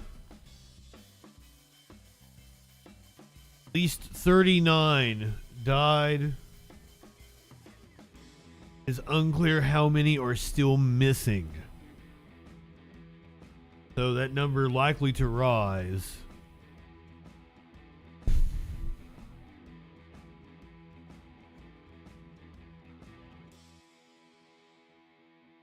Now, speaking of a number of people dying, holy shit. Israel claiming they are in their second stage of their ground war with Hamas. Mexico, Purgatorius. Acapulco, Mexico. Which is a tourist destination. Stage of the war is planned with intent by Israel. If it knows it's going to be longer than the previous stage, does it have an idea of what this stage will look like step by step and what the next stage will be? Well, according to several Israeli officials, this next stage of the war could last anywhere from 6 weeks to 6 months. It does indicate that... Ho, ho, ho, ho, ho. I've heard this one before. I am absolutely old enough to remember when they said Iraq would take between 6 weeks and 6 months.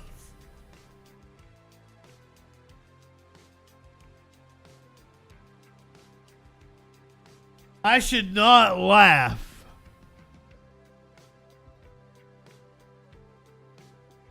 But the Gaza Strip is a lot different than Iraq. There's not a lot of places to go. They already had them under blockade. It's like shooting fish in a barrel. So, I mean, we're witnessing an ethnic cleansing. There's no doubt about it. Moving beyond any attempt to focus on the fate of the hostages. There are about 230 civilians who were captured by Hamas and are being held in Gaza. Of course, there's a lot of pressure domestically in Israel to get those hostages back. However, now seems that Israel's focusing on the next stage of the war, which could last for as much as half a year, according to Israel. The U.S. is focusing on just what Israel's aims are. Israeli officials have said the goal this time, unlike previous incursions into Gaza, is not just to contain Hamas, but actually to eliminate it as a threat. So that it is not lost on me that a lot of the vehicles we saw them driving were bulldozers. Kind of weird that your artillery, is artillery the word? The vehicles you choose to employ are bulldozers. People could return to the areas of southern Israel that had been attacked. The United States has expressed concern. Officials have said the that's not necessarily military artillery. There's a backhoe. That's another backhoe. It looks like. I can't really tell. That looks like a bulldozer. This is there's a bulldozer.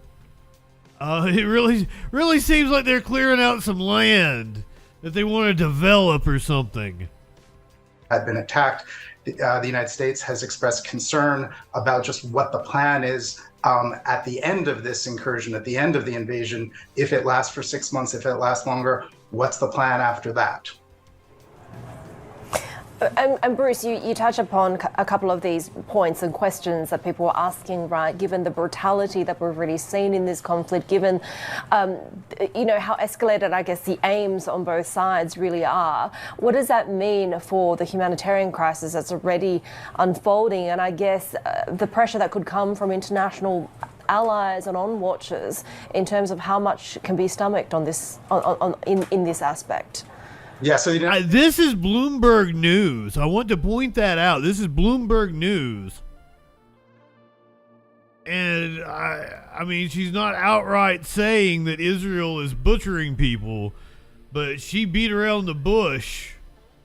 Nations has said that the humanitarian crisis is getting worse, has said that its storehouses are getting ransacked as civil order falls apart in Gaza.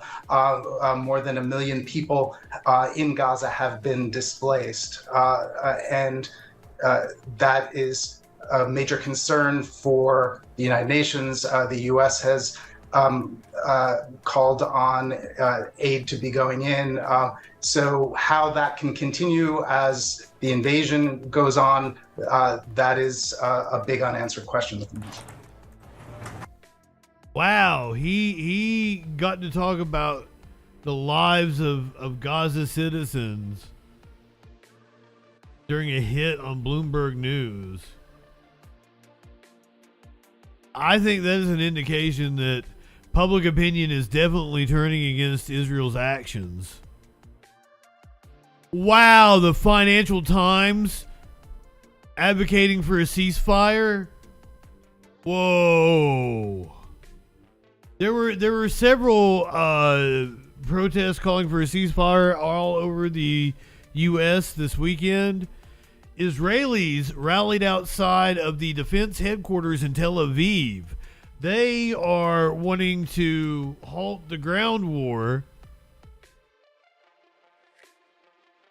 because these are friends and families of hostages that they fear will die because of Israel's actions, because the Israeli government does not give a shit about bringing these hostages home.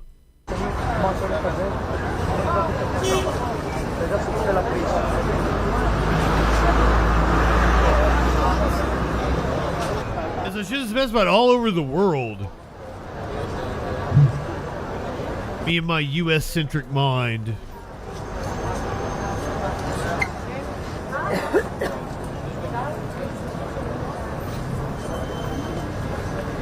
"12 members of one family."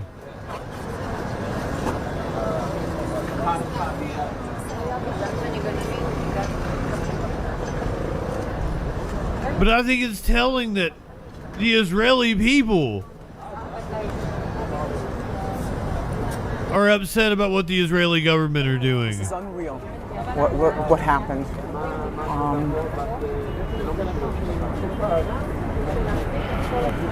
There's not much to say. The truth is, there's not much to say. I mean, I think everyone here and the posters just speak for themselves. We want them out now, civilians, soldiers, and as fast as possible.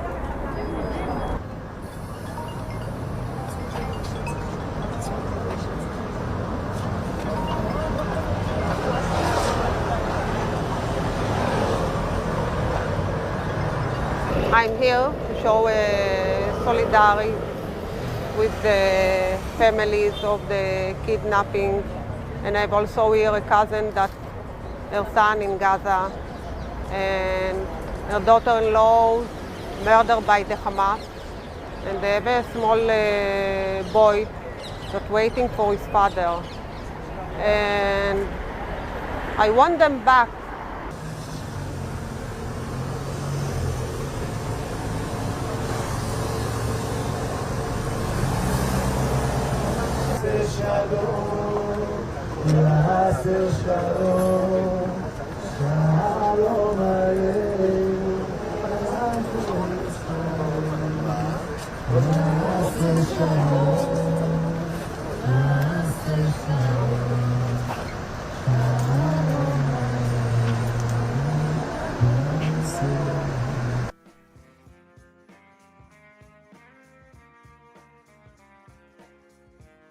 So apparently, Putin is rejecting claims that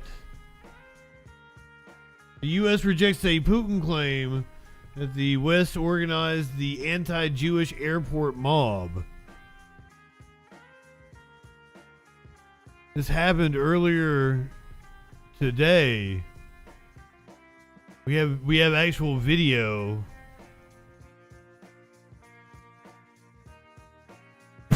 You know, we have new video this morning showing hundreds of pro-Palestinian protesters charging into a Russian airport. I doubt the U.S. is behind it.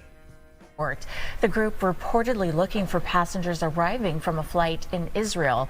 The protesters breaking through glass doors, storming the airport yesterday, some of them shouting anti-Semitic phrases. 60 people were detained and more than 20 others were injured during that incident. Flights were forced to land at different airports in the country as a precaution. As I understand it, the young people in Russia are very much against the Russian invasion of Ukraine.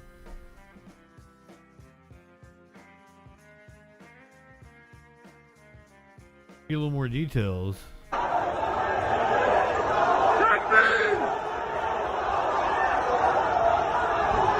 Apparently they were predominantly Muslim.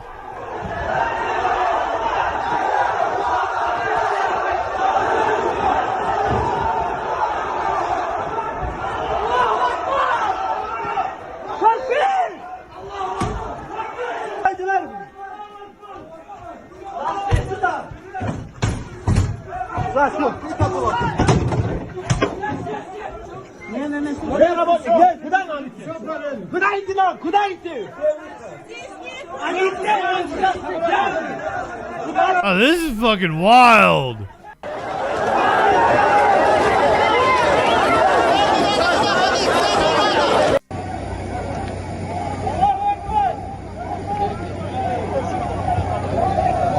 Witnesses said that the police watched on at first without intervention.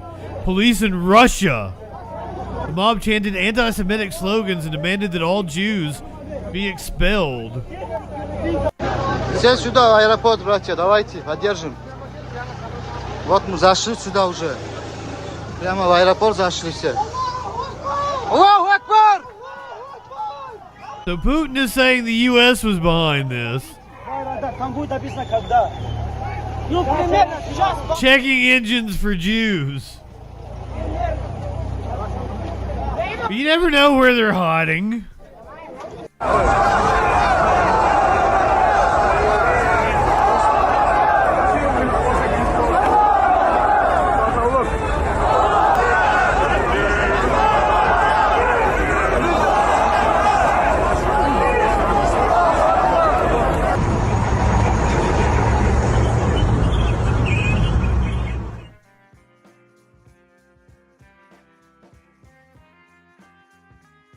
I kind of feel like I'm live streaming the end of the world, but then I always have to keep things in context. I've read history books.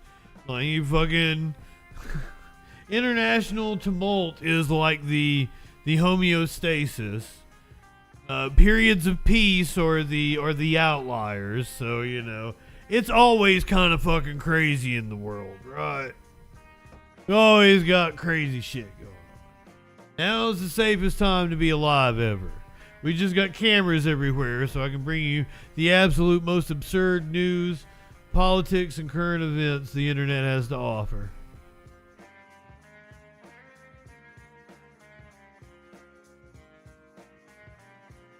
History does indeed repeat itself, though. Like, you know, this shit shares a lot of commonality with things that have already happened. Cancel Justin.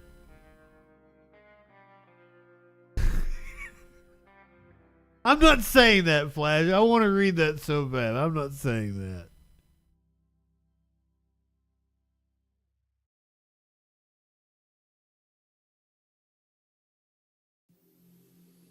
One ant pile attacking another. That's a good analogy. Warlord loves it. Warlord's here for it. I'm here for it.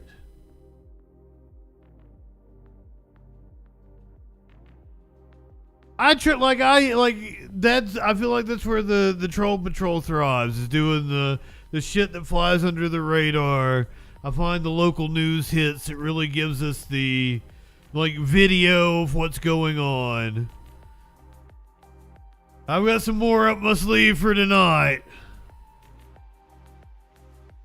You remember that dude that stabbed a Palestinian kid? Apparently he was like a grandfather to that kid. That he built him a whole fucking play set and shit. This story is wild. But he'd been listening to some right-wing fucking nonsense, and he went and stabbed this cute little Palestinian kid. It's insane. He pled not guilty. He's been charged with a hate crime and murder. 21-year-old Joseph Zuba was in court today. He's accused of fatally stabbing a 6-year-old boy in an alleged hate crime. Dane Placco joins us live with an update on that. Dane? Yes, good afternoon. This morning's hearing only took about 15 minutes or so, and was attended by the family of the little boy who was stabbed earlier this month. 71-year-old Joseph Chuba said little as he appeared before a judge this morning, stooped over wearing his orange Will County jail clothing. Chuba entered a plea of not guilty to 8. Hold on. Am I colorblind? This isn't the Freak Show. I don't have future. Oh! Without the stabbing, hopefully. I don't doubt that I'll look all disheveled and shit like that. But he said he was in an orange jumpsuit. I don't have any filters or anything on this. That looks red as shit to me. Fuck. Are you fucking with me, Dustin? Because, am I colorblind? It looks red as fuck to me. It's red-orange. I'm wearing a red shirt. I'm wearing a ghost shirt. I think it's a red shirt. Oh my God. Including murder, attempted murder, and hate crimes. He's accused of stabbing to death 6-year-old Wadia Al-Fayoum and stabbing and it's not nice to fuck with mother Hanan Shaheen. Prosecutors said in court that the mother and son lived in a Plainfield home owned by Chuba, who was apparently angry about the war in Israel. On October 14th, they say Chuba stabbed the boy 26 times and his mother more than a dozen times because they're Palestinian. I fucking condemn that. Condemn. The judge ordered Chuba to be held without bond, despite arguments from his attorneys that he had no criminal record and has strong ties to the community. Now, after the hearing this morning, we spoke briefly with one of those defense attorneys and a member of the victim's family. We entered a plea of not guilty to all the charges. As you all saw in court today, we're in the process of conducting our own investigation. As you know, our client is presumed to be not guilty of all charges, and we are going to do the best we can to protect all his constitutional rights, make sure that he receives a fair trial by an impartial jury. There's no freedom of speech or even religion these days. If that's what's going on. Yesterday, there was another woman killed because she was a Muslim in Houston. Now, these days, if you speak your mind, you lose your job, you lose your money, you lose your life, you lose your family. And if you don't speak, you lose your life, you lose your money, you lose your job, you lose your family. That's a double standard in this country right now. Hopefully something's going to do about it, especially our president. Come on, also, man. The judge this morning handed the case off to another judge here in Will County and set a hearing date for all the evidence in the case for January 8th. Reporting live from Joliet, Dane Placco, Fox 32 Chicago. Dane, thank you. What's the old adage? Shit in one hand and wish in the other. Did I get that one right?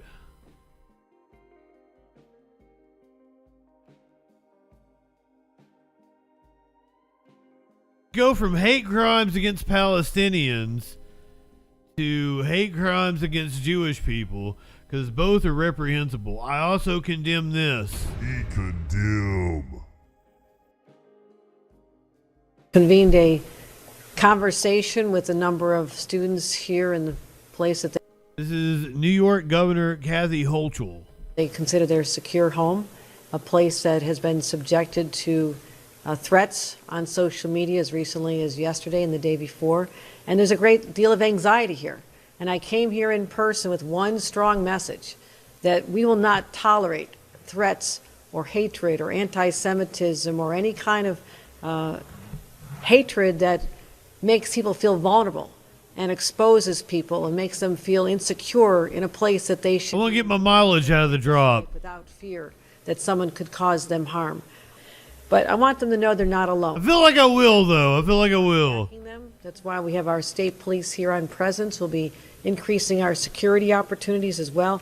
No one should be afraid to walk from their dorm or their dining hall to a classroom. That is a basic right. This was a news story. We might have to go back and listen to her. The FBI is after I tell you what's going on. The FBI said it's investigating. Brewing on college campuses over the crisis in the Middle East. Students taking sides and. There we go. Thank you. Some CEOs are now saying they won't hire people based on their views in the wake of the Hamas attack. Selena Wang is in Cambridge, Massachusetts with more. Good morning, Selena. Good morning, Juju. College campuses are deeply divided, including here at Harvard, where students here, it's not just about trying to protect their safety, but corporate CEOs are trying to blacklist some students whose organization signed on to a controversial statement. This morning, as protests erupt on college campuses across the country over the escalating Israeli-Hamas war in the Middle East, tensions mounting between some of those student protesters and their potential employers. Harvard now finding itself in the middle of contentious conversation after its Palestine solidarity groups released a statement signed by more than 30 student groups in the wake of the Hamas terrorist attacks, saying they held the Israeli regime entirely responsible for all unfolding violence. For the last 2 decades, millions of Palestinians in Gaza have been forced to live in an open-air prison.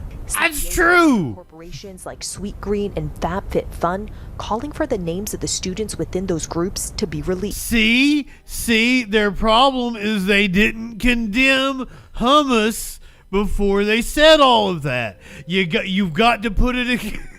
You gotta be like, oh, I condemn Hamas and what they did. And then you say all the rest of that. You have to couch it. If you don't get to speak your mind. What we wanted to do was try to understand, well, who actually is signing on to that statement? And if people are actually signing on to that statement, we would want to be able to make sure that we're not hiring those individuals.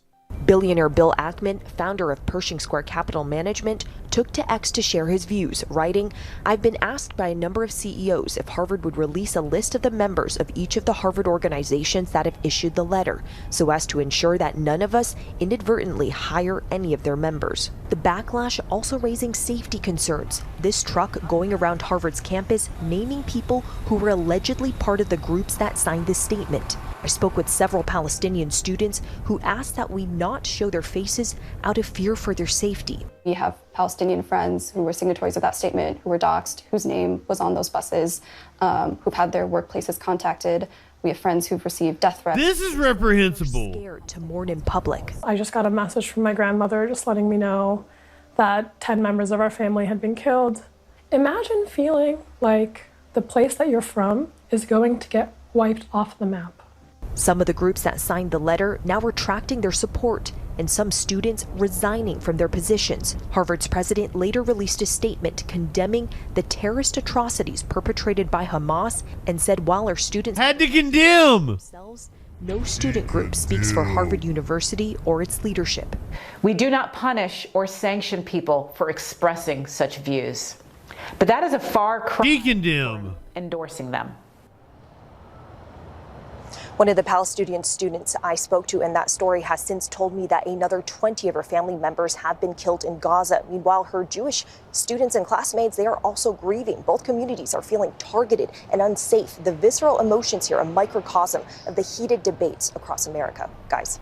Selena, thank you. Latest on Israel ramping up its ground operation.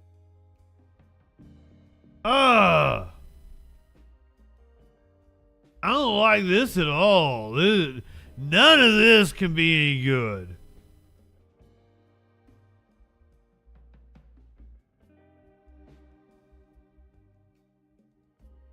Oof.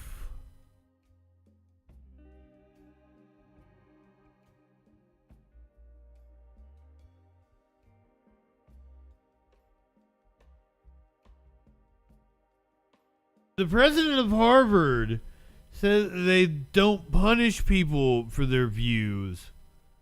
But that sure felt like punishment. I mean, there's not really anything.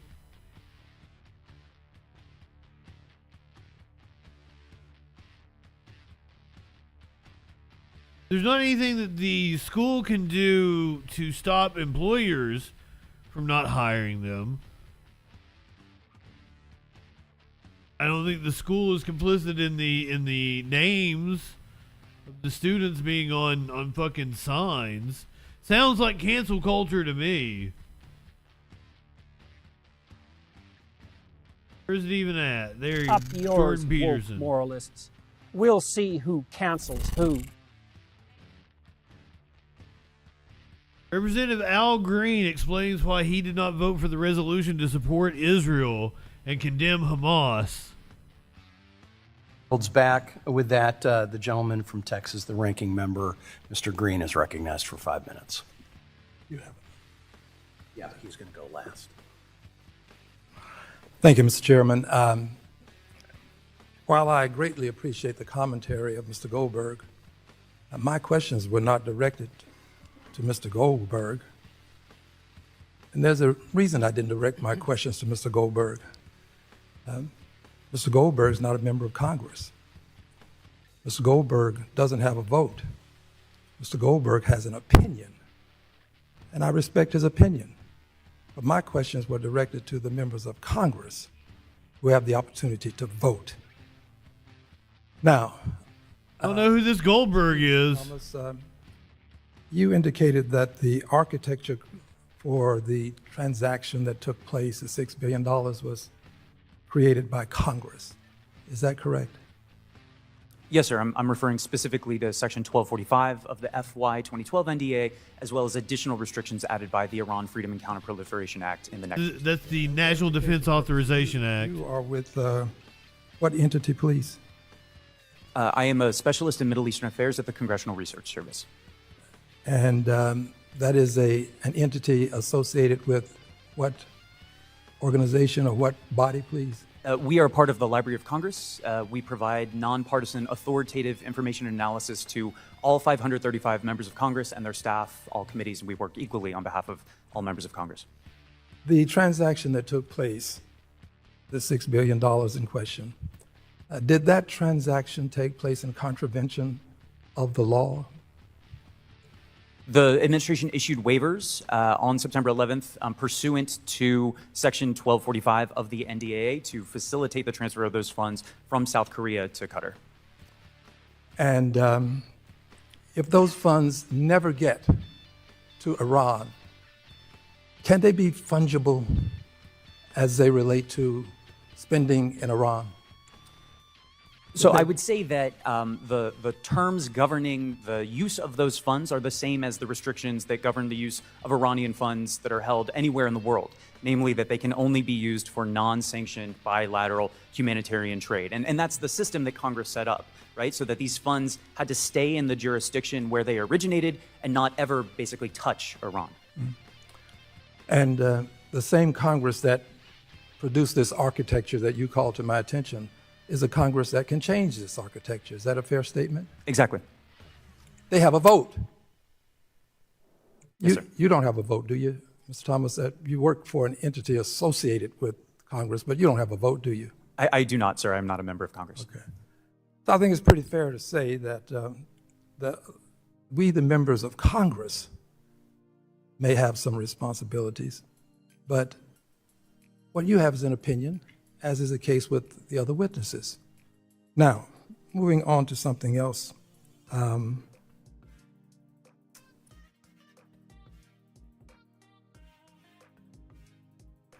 Hamas is a terrorist organization. He condemned. What they did was a crime against humanity. Should never happen again.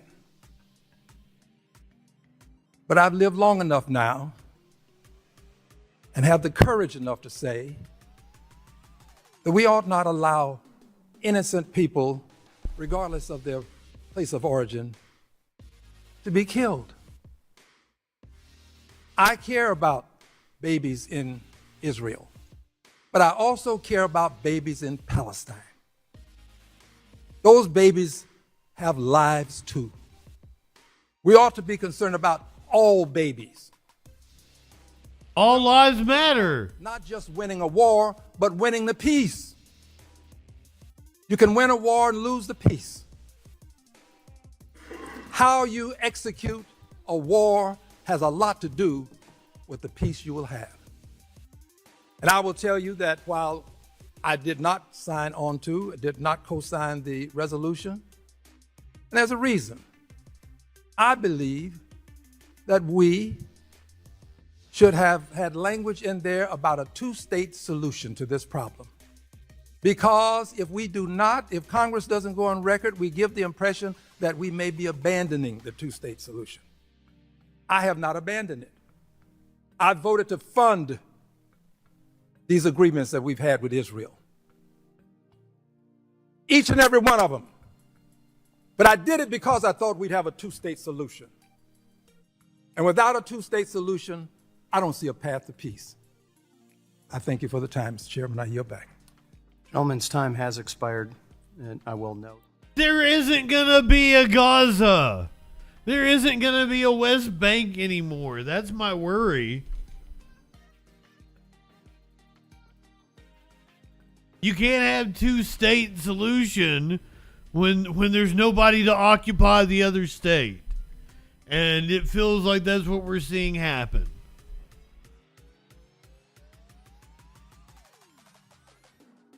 I said we'd hear more about Joe Biden and his policies.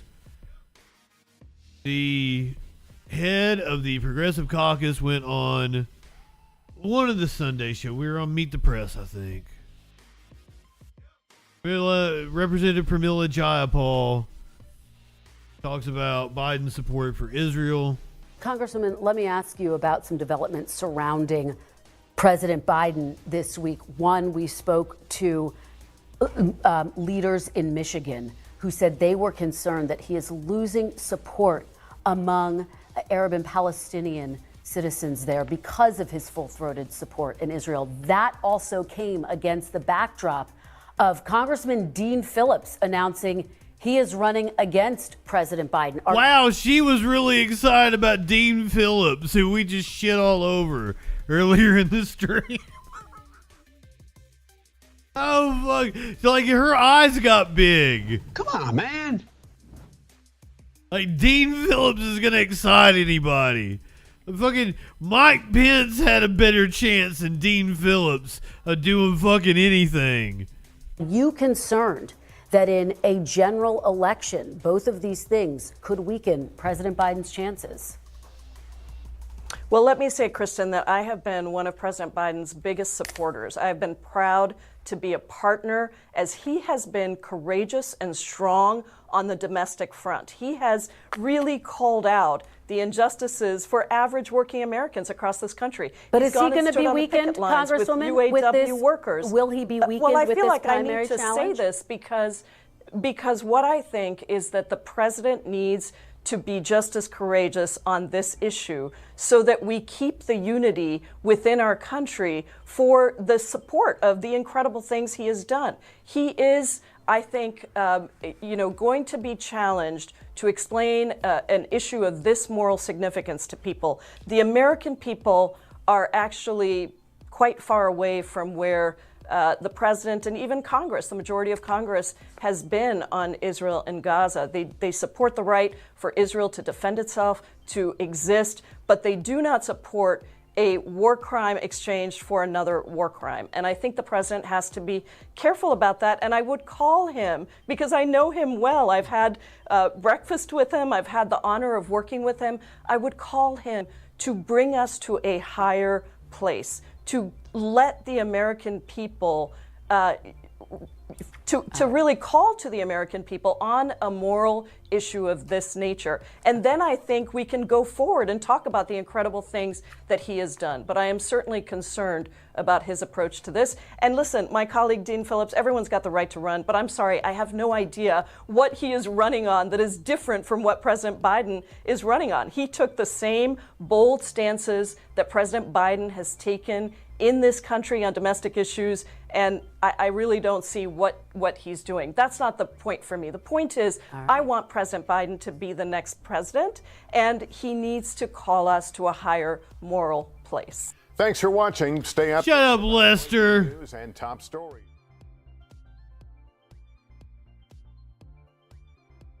I've not, like, she's a perfectly fine broadcaster. She's got a lot of talent, like, as just a face on the TV. Now, I don't know what Meet the Press needs to be going forward. Like, you know, we're in a real transition upheaval period for traditional broadcast media and what it looks like. It's fodder for me on streams and shit.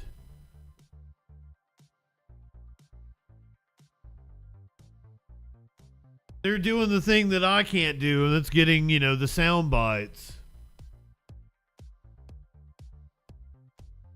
Ali Velshi on MSNBC is really good. Every time I watch anything by Mehdi Hassan, he's amazing. I love it. Like, I don't think he does his podcast anymore.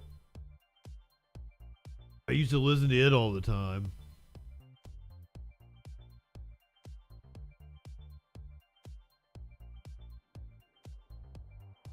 I don't know what the future is of television. You know, because I was watching a deep dive on, you know, how the cable industry fucked itself. And it was like one of the things that, you know, is kind of missing is that shared experience. And you can only get that from everybody watching like a live show, but you have that now with streaming, and there's starting to be like all different kinds of niches of streaming shows, and I feel like I'm stepping into a new / fucking late night comedy shows style fucking experience. More news heavy, clearly. You still get your shared experience when you're doing your live streams. Streaming video games, like watching your friend play video games on the couch and just hanging out, chilling, having good conversation and shit. I get it. I get why streaming is popular. It fills a niche that, you know, that we used to occupy by sharing live events on TV, all as a culture. Sitting with your friends on the couch, and everybody kind of played all the same video games and shit. Media is so fractured now.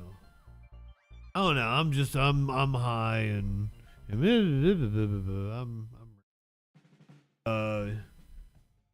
who knows? You know, like fucking people probably have like AI commentators and not even people like me.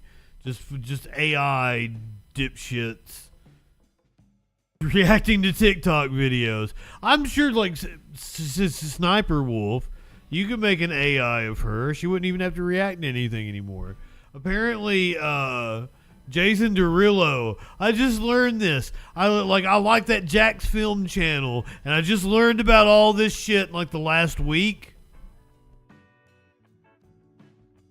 But like apparently Jason Derulo like has like non-stop channel where he's just playing shit, and he'll even like put old clips of him reacting to different videos.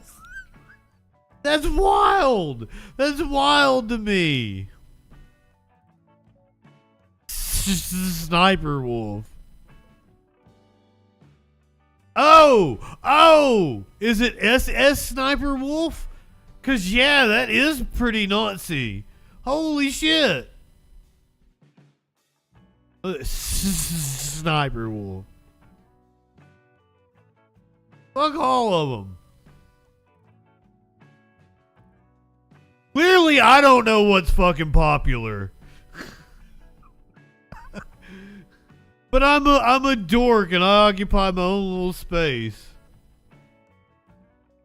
Oh, it's supposed to be super sexy Sniper Wolf. Oh, that makes her way less sexy in my mind. Cause like you just get pretentious like that. Yeah. No sexual anarchy with her. You live in sexual anarchy? Spider Pickle. Well, if you hate AI, then hopefully Biden took a step today to help save us from a dystopian AI future. Presidential order on artificial intelligence setting national rules on the rapidly growing technology that has big potential but also comes with risks. Look at that segue. White House correspondent Selena Wang has those details for us. Good morning, Selena. Good morning, Robin. The White House is calling this the strongest action that any government has taken on artificial intelligence safety and security. Low bar. Signing an executive order that would require developers working on the most powerful AI models to share their safety test results with the government before releasing their products to the public. It also includes developing standards for ethically using AI and for detecting AI-generated content and labeling it as such. But this is just the start to tackling the many dangers of AI as it rapidly advances. The technology threatens jobs by replacing human tasks. It makes it far easier to spread misinformation and to steal people's data. The White House is also urging Congress to do more to pass bipartisan privacy legislation. And the White House making clear that this isn't just America's problem, but that the U.S. needs to work with the world to set standards here. Lindsay. Selena from the White House for us. Thanks so much. Shut up, George. I don't know. I'm sure it is not near as strong as what we need. We need a fucking Bill of Rights dealing with our digital footprint and our data. But I fear we are long past that. I fear that is something that we should have had 15 years ago.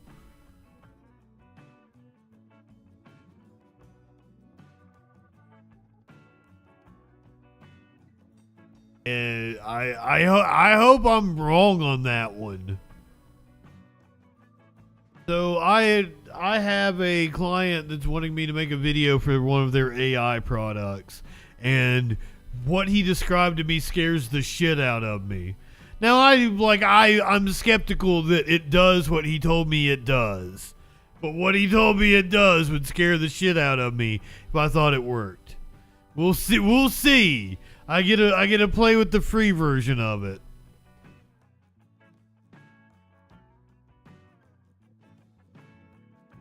Yeah, I'm afraid we're already 1 foot in the dystopian. But I can dream, right? I can dream. Yeah, I think they scrubbed that, didn't they, Mitochondria? Also, good evening. I don't know if I said that to you earlier. Yeah, they scrubbed that. That is like no longer on their company website, if I remember hearing correctly. They're totally acknowledging, like, okay, you can be a little evil as a treat now. Maybe even a lot evil. Alex Wagner is good. So I'm okay with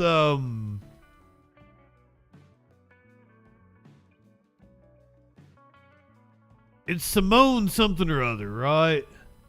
I like her, but I hate the set. Like, it's really green. There's a lot of green. Oh, I like Joy Reid. She had some good quips. And she like the fucking right wingers really get pissed off at Joy Reid, so like that just makes me like her more. Google trending to be evil should shock no one. It's just the capitalism way. It's capitalism rots everything. Don't forget tomorrow night's show. It's all bullshit. No heavy news. Halloween special. I've got plenty of content that I've been saving back as I've been picking out stories for the last couple of night shows. I've also been like, ooh, I'll save this one for the Halloween special. So all bullshit tonight. No, I have not played a Mario's. I have not had a Nintendo since the Super Nintendo. I've been a PlayStation fanboy. You can badmouth any company, but don't come to me badmouthing Sony. Yes, Richard, that did happen. That was embarrassing. I hope she learned to feel embarrassment from that. Glenwood Cabins Park. What happened at Glenwood Cabins Park?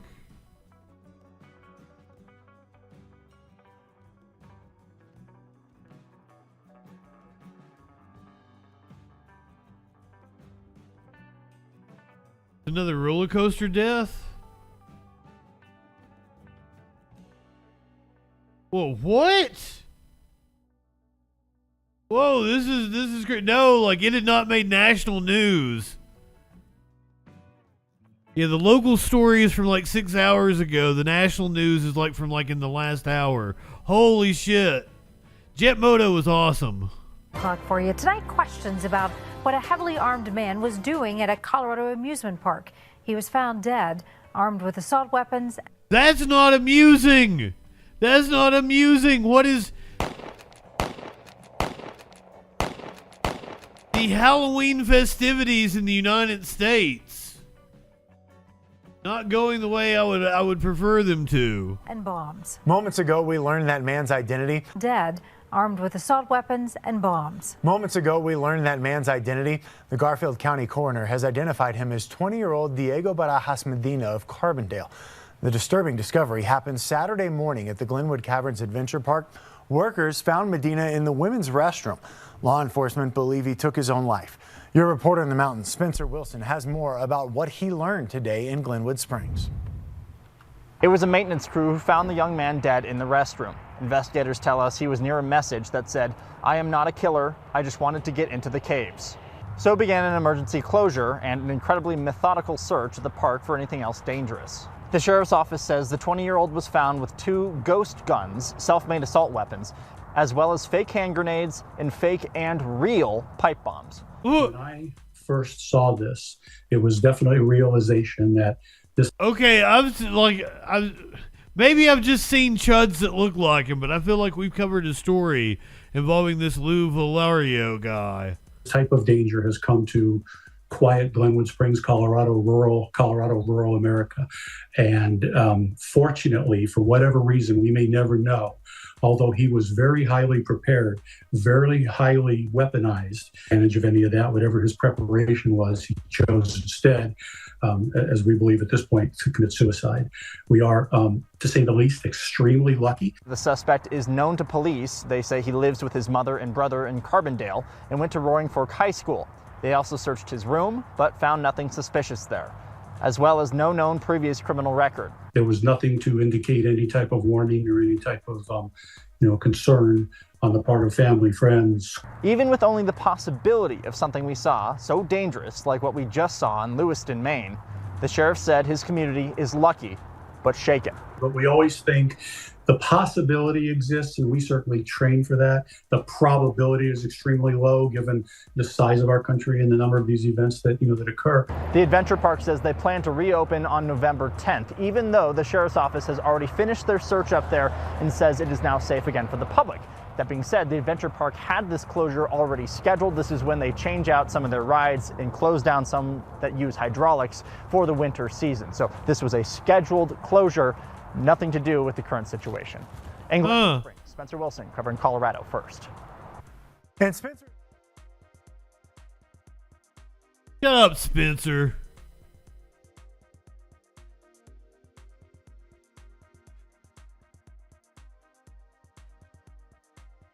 Well, I asked to say we did the 3 stories. There were 3 different manhunts, and they for murderers, and they all 3 ended in suicide. And I was asked the question, you know, why would, like, if you're gonna kill yourself, why take innocent people with you? I guess, like, they don't think they're innocent. Where you're like, I'm thinking rationally about it, and you're not thinking rationally when you're doing something like that, I guess.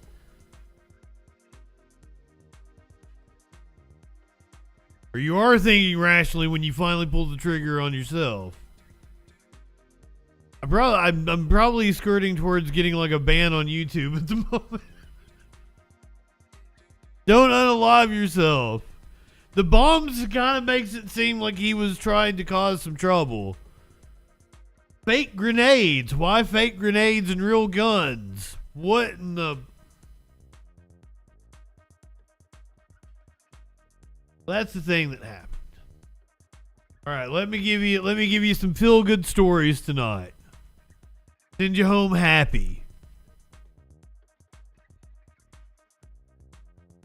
The UAW has won after 60 days. The UAW has won pretty much everything they wanted.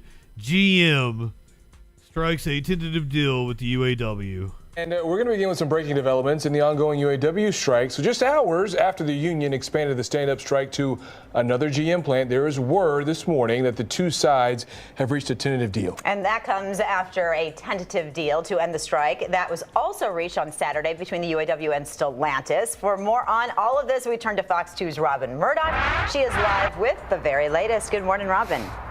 Hey, Robin. Good morning, Amy and Brandon. Yes, there has been a lot of developments over the weekend and this morning concerning this historic strike. As you guys mentioned, there was a tentative agreement that was reached last week with Ford. This weekend on Saturday, there was one reached with Stellantis, and now we have learned just a couple hours ago there has also been a tentative agreement reached with General Motors. So we now have tentative agreements with all 3 automakers, which means the strike may now soon be over. The UAW got everything they wanted. I've never seen anything like the agreement we're here to present you tonight. On Sunday night, UAW Vice President Chuck Browning and the union's big boss, President Shawn Fain, joined forces for the latest Facebook Live update. Together, they basically broke down the 860-plus page tentative deal reached with Ford last week after countless hours of negotiations and some 40 days on the picket line. This deal puts more money on the table than the 2019 agreement 4 times over. So when we say historic, we mean it. The contract that runs through April of 2028 includes more than $8 billion in plant investments, $5,000 in ratification bonuses, and a 25% pay increase. Starting wages, if approved, would go from $18.04 up to $30.35 an hour. Ford workers will also see enhanced profit sharing and annual bonuses for retirees. When we say this is a record contract, we mean it. UAW members at Ford will receive more in straight general wage increases over the next 4.5 years than we have over the last 22 years combined. On Saturday, fuck yeah, secured a tentative agreement with Stellantis that we are told mirrors that of Ford's, with double-digit raises and cost of living adjustments. It happened shortly before the union called on some 4,000 GM workers from its largest North American plant in Tennessee to go on strike. Less than 48 hours later, a deal is also struck there. We done went through ups and downs out here with this strike. Strike's not easy, you know what I'm saying? We got emotionally, financially. People have to come out here and we have to maintain, which we did. While workers at the Mopar plant here in Centerline and other sites around the country tear down these tents that have become a staple during this 7-week-long strike against the Big Three and head back to work, they realize what they have done is groundbreaking. And perhaps this is just the groundwork for more. Goddamn right. Action to workers everywhere to organize and fight for a better life. Now, over the next several days, there will be a series of meetings in which Ford workers can ask questions about this tentative deal before they vote on this new contract. And of course, there will be a similar process for both Stellantis as well as General Motors. And when we have more information about this tentative deal that was just reached with General Motors earlier this morning, we'll be sure to pass along those details to you. For now, we are live outside Ford headquarters here in Dearborn. I'm Robin Murdoch for Fox 2 News. So there's your shot. Let me give you your chaser. This was developing in just the last couple of hours. United Auto Workers are setting sights on Elon Musk's California Tesla factory. Workers at a Tesla factory in Fremont, California have formed an official organizing committee as of this afternoon. The United Auto Workers are stepping in to fund part of the effort. Bloomberg reported this on Monday. News comes just hours after the union made a tentative agreement with General Motors, the last of the Big Three Detroit car manufacturers, still in negotiations with the UAW over its contract. On Sunday, the union posted on Twitter saying, when we return to the bargaining table in 2028, it won't just be with the Big Three, but with a Big Five or Big Six. Tesla's plant in Fremont, California employs approximately 20,000 workers, though the company employs tens of thousands more at facilities in Nevada, New York, and Texas, among other places. Tesla CEO Elon Musk has a history of successfully resisting unions. He's got his plate full with a lot of other things right now, and he ain't ever went up against Sean Fain. But so far, he's successfully resisted unions, using tactics such as threatening staff on social media, interrogating union supporters, and firing a worker due to their activism, according to rulings from the National Labor Relations Board. That was a promise that it's going to be the Big Five or Big Six by the time they renegotiate a contract in 4 years.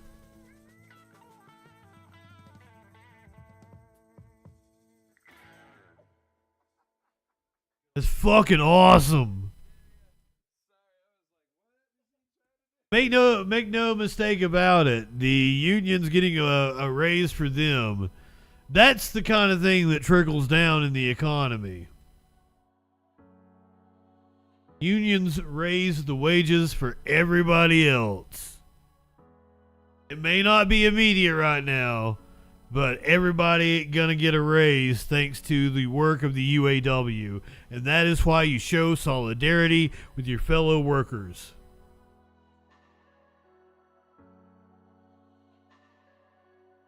Speaking of workers, teachers need to be paid more. We keep going over this. There's this crazy phenomenon that keeps happening. This is not just one that's happened at this school, but two at the same school. And no, I'm not talking about school shootings. Though those are prevalent to where we're probably going to start popping up and seeing multiple shootings at the same school. Let's put that aside. Remember, kids.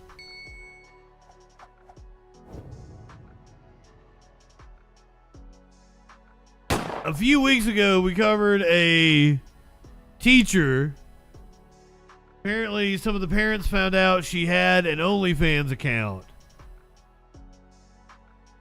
And the school suspended her And I'm pretty sure her OnlyFans did gangbusters afterwards.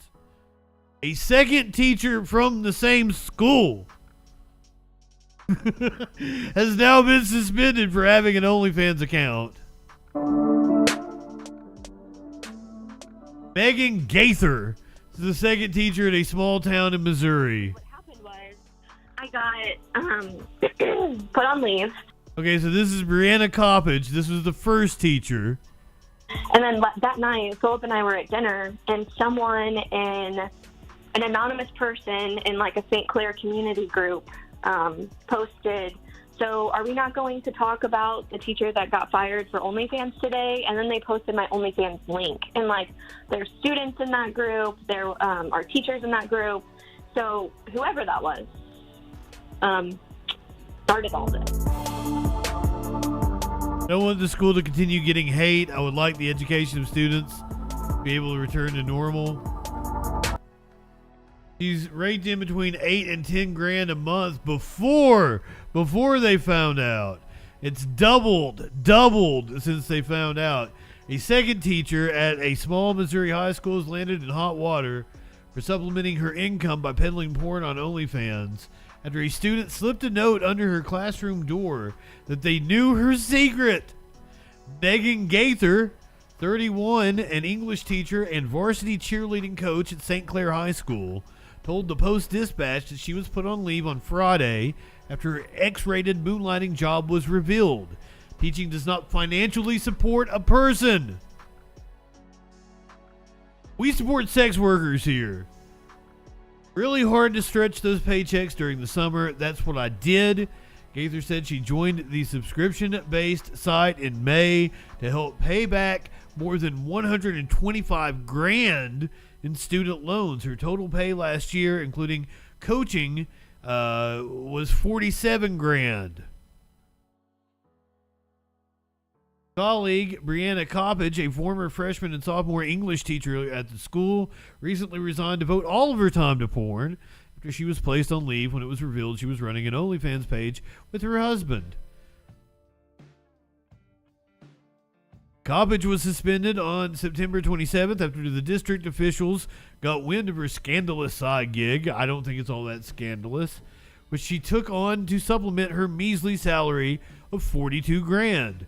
The former teacher told Fox News that she's made close to $1 million since ditching her teaching duties and making global headlines. Get it, girl. I do not blame you.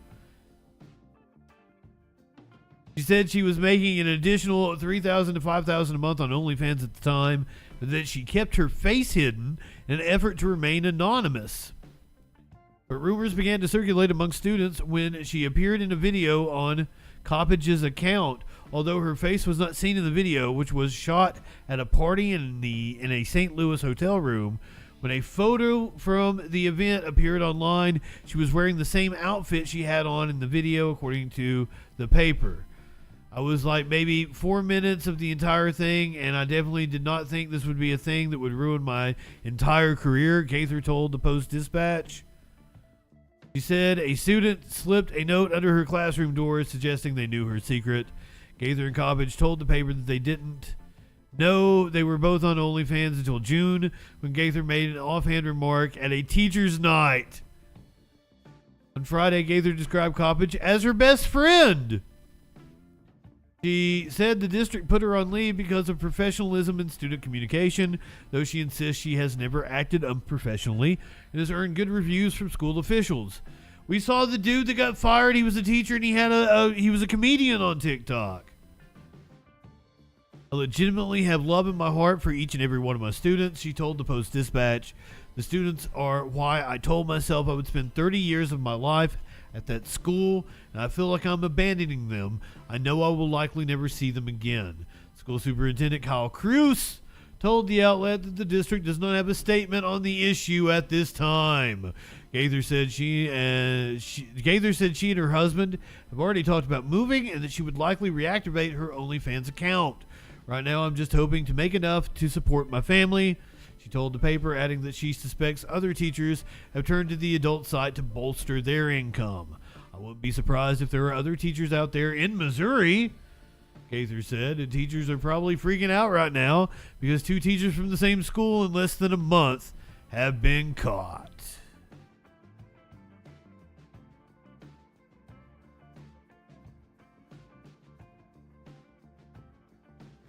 You live in sexual anarchy. Solidarity with the workers. Solidarity means the sex workers too.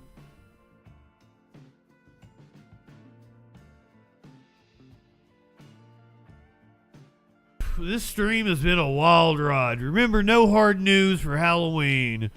The Halloween special of the Troll Patrol Live is tomorrow night. Spooky stories.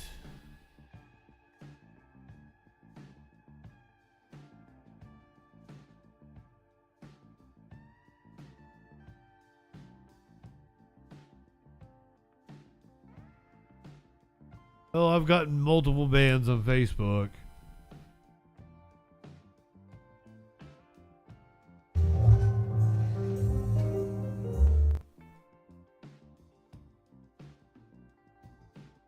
There's a kitty. Dude giving him noozles.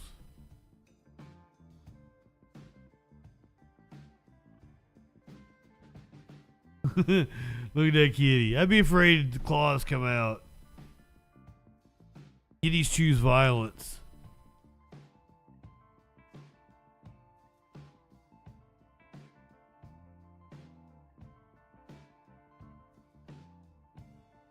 This is a wild ride of a stream. I'm trying out a new thing on YouTube. Instead of putting the big stories that we're talking about and shit, trying to get those words in the algorithm, I get I'm trying to I've got the most absurd news, politics, and current events on the internet. I'm putting that on there and then going and putting the stories in later. I don't know. I've noticed other streamers name their live stream the same thing all the time. So I'm trying that out. If you've noticed that change, I don't play the algorithm game, but yet I kind of need to if I want to grow. I do it as much as I'm comfortable with.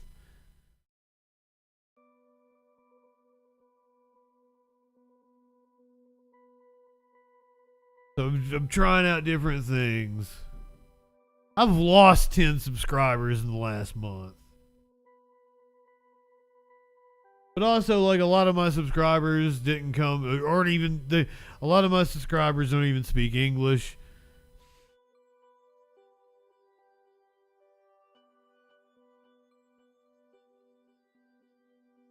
I had a meme video go viral. I didn't buy a bunch of subscribers. I had a meme video go viral. And for some reason, it was really popular in South America. Don't ask me. They like the bubble guppies down there, I guess. Or they like John Cena. I don't know. Maybe it's a combination of both. So this is the only video I have that has 5 million views. Hopefully I get to appeal again. It's not open to where I can appeal. It tells you that support can't help you with violations. And I'm but support. So I've emailed them multiple times. It's not me. Cause Twitch had a mechanism for growth. There is no phone number. They do not have a number you can call. As I said, I have a friend that does esports. She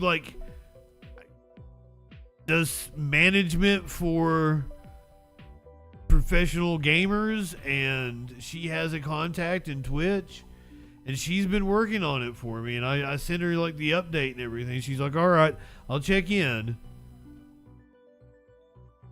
No call center, there's no live chat, only through email.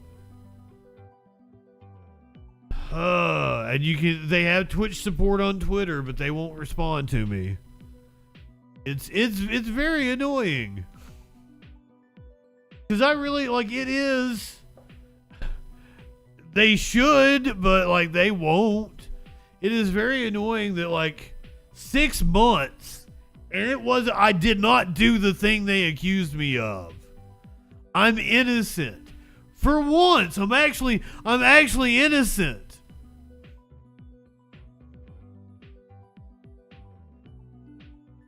You can accuse me of a lot of things, but I was not suspension evading on Twitch. I never had another account. I've only been JustinFREAKIN.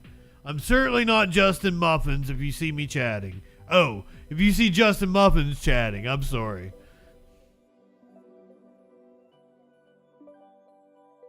Just throwing it out there. Go ahead, light one up, tip one back. It's all right to have a little fun before you hit the sack. I'm JustinFREAKIN. We'll see you tomorrow night for the Halloween special of the Troll Patrol live. Good night, Toad.